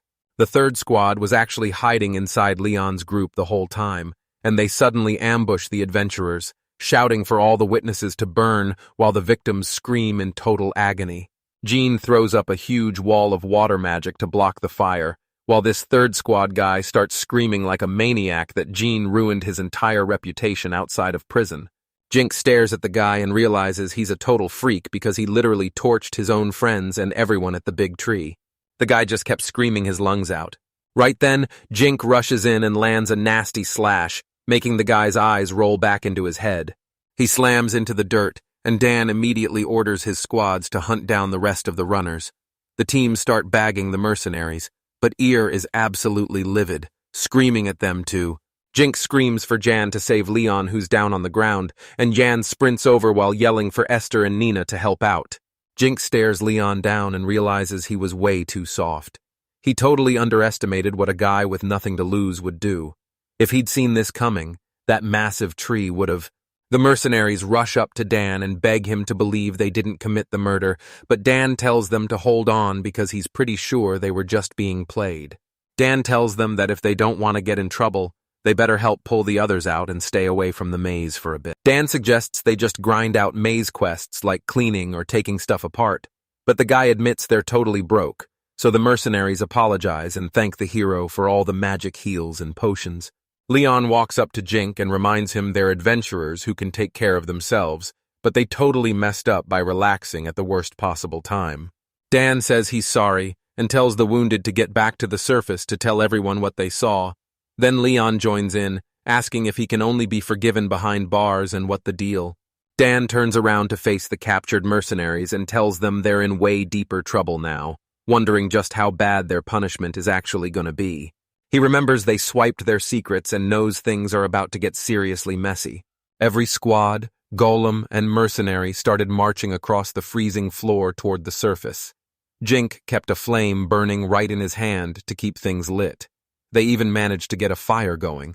The knights were waiting right at the exit, and when the big boss asked Jank how they even pulled it off, he just played it cool and thanked them for the warm welcome. The mercs are literally sobbing with joy because they actually survived, but the commander-in-chief just stares them down and asks if they're actually fugitives on the run. Jink stares the mercenaries down, calling them out for claiming they were from Nadzar, which started a massive fight where tons of people died, but he's sure there are still enough witnesses left to talk. The commander smirks and says they'll handle the prisoners and make them talk. Then he turns to Jink and asks if he's ready to spill the whole story back at the guild today. He's down with it, and since the commander saw the squad was totally drained, he let them take a breather, so Jinx crashed on the bed and talked about how far they'd come and how lucky they were to survive that massive battle. Nina grins, saying the bed feels like a dream after that sleeping bag, while Jink just smiles and admits the whole squad is actually nervous about being out of custody, but he promises they're in the safest hotel around. Jan looks at his crew with one eye and tells them the government finally paid them back with a place to crash for a month, and he's totally fine with it since the stakes are so high right now. Esther explains they were totally blindsided by the attack, bringing up the Dan case and that truth serum, but Jank cuts him off to say they need to hit the hay since there's still work to do and everyone's. The next day, Jink meets Duke Daniel Funk of the Colonel Kingdom, who's totally hyped to meet him since he's the one who handled their case and got them set free. Jink is totally shaking because he's standing right in front of a real big shot, so he stammers out that it's an honor to meet him too, but then Daniel just smirks and tells him to chill out. Dink isn't so sure, but he goes along with it anyway. Honestly, Dan is acting way too relaxed and Dan explains he's the fifth son of a concubine, so he was way too broke for school and spent his whole childhood just swinging a sword in the fields. Daniel tells us that even as a kid, he was a management pro who basically ran his parents' house and was the glue holding everyone together. Daniel explains that Dan has been a total brat since the day he was born, but the Fonka family saw his insane potential and wanted to recruit him as their right-hand man. Daniel says Dan was totally against the plan, and the second he turned 12, he vanished, eventually becoming a big-shot adventurer in Hamel and starting his own business. Daniel's about to get kicked out of the guild, so he begs Dan to come back and take one of the jobs he's got lined up, but Dan thinks he'd be totally useless and shuts him down on the spot. Daniel looks Dan right in the eye and tells him he's not backing down, and he's dead serious, while Jink watches them and realizes Duke Fonka wants Dan back, making Dan's totally over-talking about himself and wants to move on. Daniel points out that all the evidence is already locked in at the court. He asks the group what they want to do with. Dan explains that after the guy was tortured and questioned, they snatched up everything he owned so they could sell it and give all that cash to the big tree. He also says that after this, they're heading to state court to get their official sentence. Jink asks how Marquis Putnell is doing, figuring the guy is still busy digging up every secret he can find about them. Daniel just grins and tells them to chill because he's already been caught, while the guy explains the Marquis was planning to kidnap the servants, which is why Daniel got arrested in the first place. Daniel explains that as soon as the Marquis lost a few fingernails, he totally folded and spilled all the secrets about Rosalt and the other nobles, though it turns out Putnell didn't. Daniel pushes up his glasses and explains that after years of NADSAR's constant bullying, kidnapping plots, and Russell's spying, the country is a total wreck, so King Cola is finally declaring war. Jake's scratching his head, wondering why he even attacked, but Daniel thinks it was all just for show, and he says that Putneel's body was sent straight to Rosalina. Jink says they need to use their biggest heavy hitter, Hamel, to win, because with Dan getting the boot, they're going to need a new guild leader, ASAP. Daniel walks right up to Dree Zink and asks him how he's doing. He says sorry for the holdup and admits he couldn't talk about some stuff while Dan was around, but the guy tells him it's all good. Daniel says he sent Dan to Fong's place earlier, and he's positive it's super hard on the guy, even if he's acting like everything is fine. Daniel sees that Dan is in a huge mess now that he's kicked out of the guild and lost his rank A title, and he's worried that if Dan doesn't get a new job soon, every jerk in town is going to start making fun of him. He explains that Dan wasn't the only target, since a bunch of other powerful people got their info stolen too. Jink totally agrees with him, especially when it comes to Dan. He points out, Jake smirks and says he's starting his own clan, and when Danielle asks if he's for real, He reveals that since he's the leader and Dan is at the bottom, he's going to make the whole thing a total punishment for him. Jink says they can ask the king for a pardon and hopefully get their sentence cut way down. Daniel flashes a grin and agrees to sign the petition, knowing that having their names on it will make a massive impact. He gets ready to head out, promising to bring back the results in a gi. A few days later, Dan shows up acting like a total nobody, but after he gives Jinka a shady look and says he wants to join the clan, Jinka tells him to watch his mouth. Daniel says the petition worked like a charm, so Dan confessed and got off the hook, but now he's stuck serving the clan for 5 whole years. Daniel says the guild wasn't about to let a guy like Dan go, making Dan just look away and cross his arms. Dan explains he quit on his own to keep the damage low, so Jink asks if they need to pick a new guild leader now. 2 girls walk up, and Daniel announces that Cammy is taking over as the temporary boss until they find a permanent replacement. He explains it's all because she's the wife of Alpha. Dan finally chills out and thanks the guys, telling Dink and Daniel he's super grateful for everything they've done, while Jim thinks Dan looks totally adorable when he's blushing. Jink asks what the move is and wonders if it's cool that their clan doesn't even have a name yet, so he offers to help fix that. But then Dan asks, Druznik says that if they take their gear to a spot by the water, everything will work out. So Dan asks if he means the place where he scored all those magic stones and agrees to. Jinx is basically broke because he keeps spending every cent helping people. So Daniel just smirks and says they've got to fix this custody mess before G-Zink steps up at the meeting too. Jink stands in the center of the courtroom and reveals that while he was exploring the maze's tropical floor, he accidentally overheard them plotting a secret capture. This guy just starts bawling his eyes out. He's trying so hard to prove to everyone that he's actually terrified. Dan is watching the whole scene and can barely keep a straight face. After years of non-stop attacks on the Kula Kingdom, the judge finally drops the hammer and sentences these criminals to a lifetime of brutal slave labor. Everyone watching is screaming that those mercenaries totally got what they deserve. The armored guy starts talking major trash about the mercs and hopes their lives are a total nightmare from now on. Jank spots the guy and asks who he is. Dan explains that the clan master is actually just a messenger, and the stranger just stares at Juzank with a big smirk. Dan introduces himself as Howard, and our hero just stares him down with a total death glare. Dan reveals the guy's name is Howard, and he's the big boss of the messenger claim. Jink stares the guy down, wondering if that spear is actually his strongest weapon. Jink realizes their spears reach way further than his sword, and knows he'd totally lose since this guy is a beast just like Esther. But he isn't even planning to fight, so he's not sweating it at all. Howard smirks at Dressink and calls for some sake while his men go wild, bragging that the tears of anyone outside those walls will be his favorite snack. Suddenly, the guy's vibe gets way more intense as he walks right up to the mercenaries, asking if they've even thought about what they've done, before telling them he already got. The guy puts his hand on the mercenary's shoulder and apologizes for the rough treatment, saying it actually hurts him to hurt others too.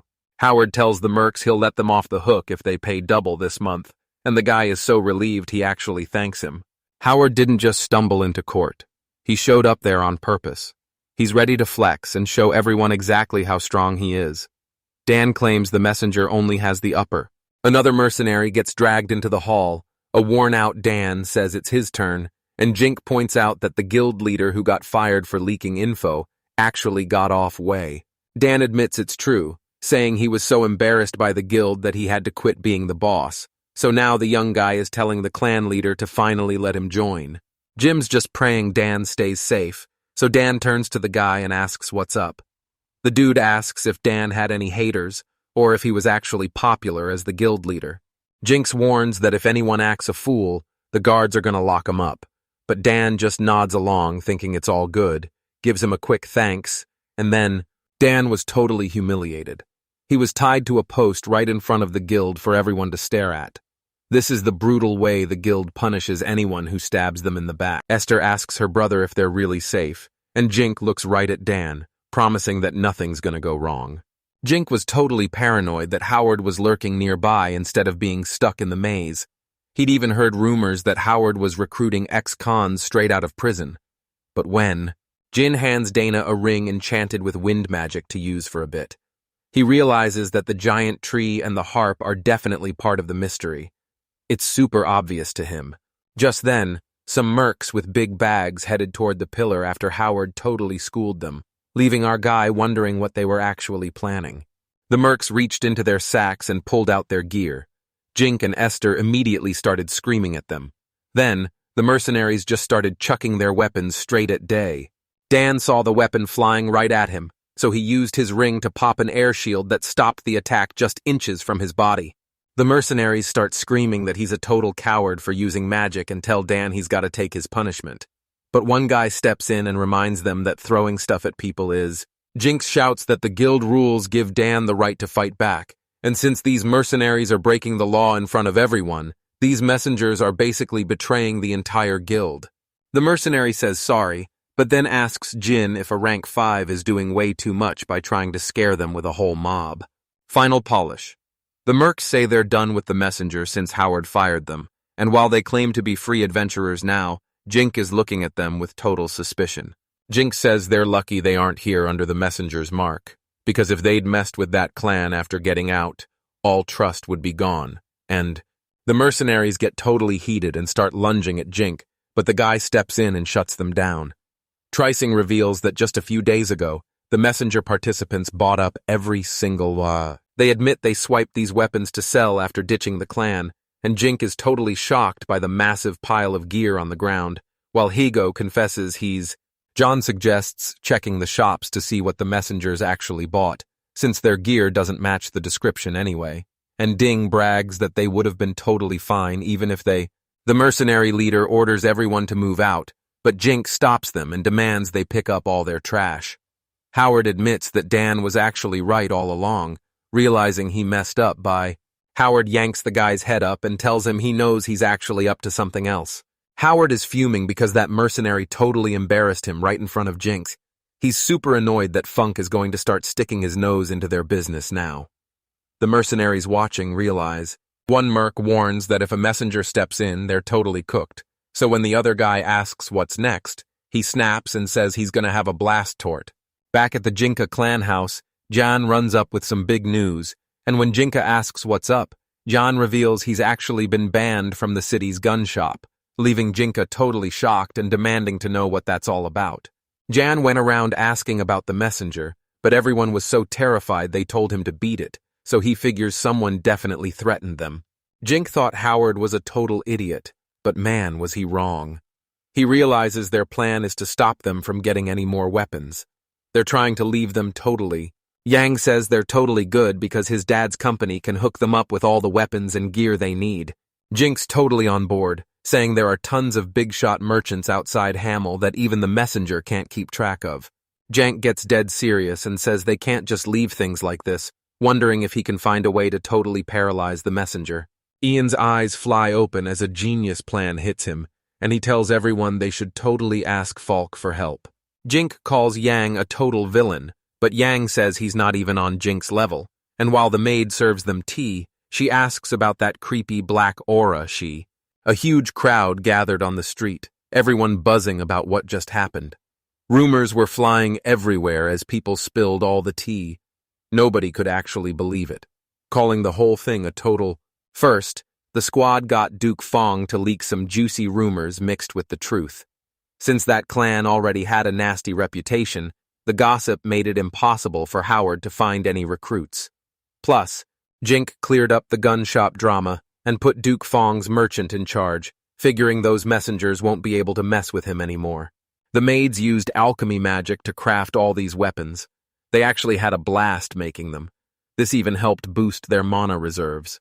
Jinx announces they're heading back to the capital since the Duke is joining the war ceremony against Rossalt, and Dan asks if he should tag along as a member of the Jinka clan. Jinx says things are chill for now, but since those messengers might come back for revenge, he asks Dan to stay in Hamel and stick by the guild leader's side. Dan and Jink stare out at the city until Dan finally speaks up and asks if Jink is actually heading off to war. Dan warns that the government is totally going to try to steal his powers. He felt bad saying it since the guy literally saved him, but he had to be real. Dan thinks Jink is still just.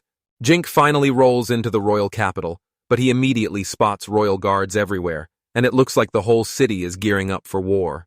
The king welcomes the guy and says sorry for dragging him in the second he arrived, but Jink is actually hyped to learn about the war and join the fight while he sizes up all the big shots in the room. The king knows Jink already got paid by the guild, but now the whole kingdom is giving him a massive reward, so a servant hands him a scroll full of gems and gives him the power to finally... Jink totally saw this coming from Duke Funk, and he's stoked the guy actually did exactly what he was told. Jinx feels like Nina and Yang have been through way too much already. He's dreaming of the day he can finally turn them back into regular people. He plans to break that mind control magic. Dink wanted to get that same deal for Esther and Elsa, but he realized the timing was totally off because Rosalta was a complete disaster, so the king started talking about what was happening. He says the alliance between Rosalt and Nazar is totally over and war is breaking out, so they're flooding 2 border cities like Cardata with troops to strike. The second things get official. The guy explains that a river splits the Puerto border, and right then, Jink asks if everyone in the city is doing okay. Daniel says they've totally locked down the river, and since the Rosalt kingdom is busy fighting the Tsar, there won't be any huge battles breaking out there. The guy explains that the Frozen Kingdom only lets in adventurers and kids who manage to escape from Russell.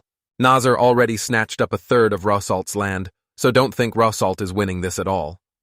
Jink asks what the guy is saying about him, but he raises his fist and shouts that Rose Salt is already done for, especially since a deadly plague has wrecked Nazar's army there, and now the king says his own soldiers will march in too. The king says there's one big problem they still need to fix, and Danielle explains that even though they've got all the potions and water ready for the plague in Rosalta, Danielle asks the guy to crank out magic bags like crazy, promising to buy them all for a massive payout, and Dink thinks it's totally doable. He asks why they're even lugging water around if they have magic bags, especially since even the most basic soldiers have enough mana to just create it with magic.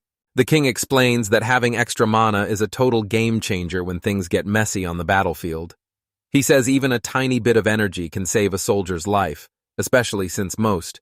Jink points out that the real customers are the adventurers and merchants from the Labyrinth City, and since this kingdom doesn't own the market, he tells the king to sell half of the wool.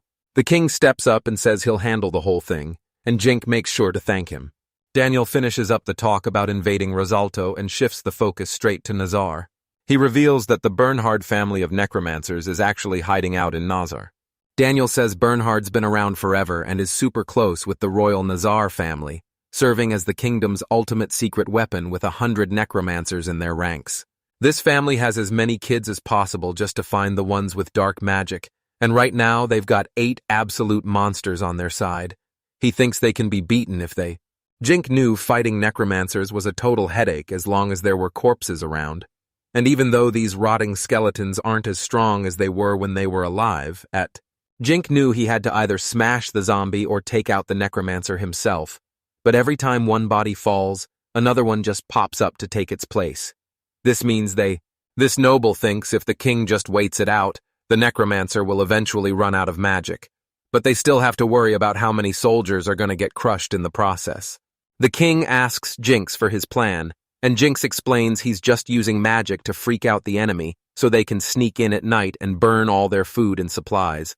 Daniel figures that if they just keep grinding them down, Nazar's whole army is going to lose their spirit and totally give up. The king lets out a soft laugh, calling the plan totally solid, so he adds Dressink's idea to the mix and even apologizes for rushing Jank to start making those accessories so fast.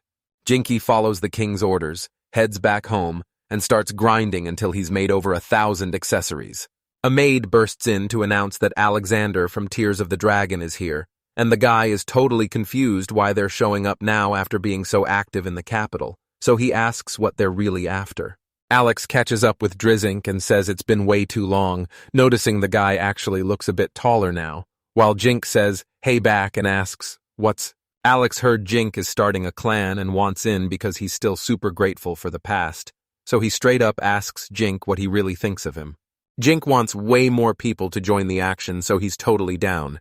And since everyone using Alexa is switching to Zinc, he offers to pay for the magic contract himself, which makes Guy agree too.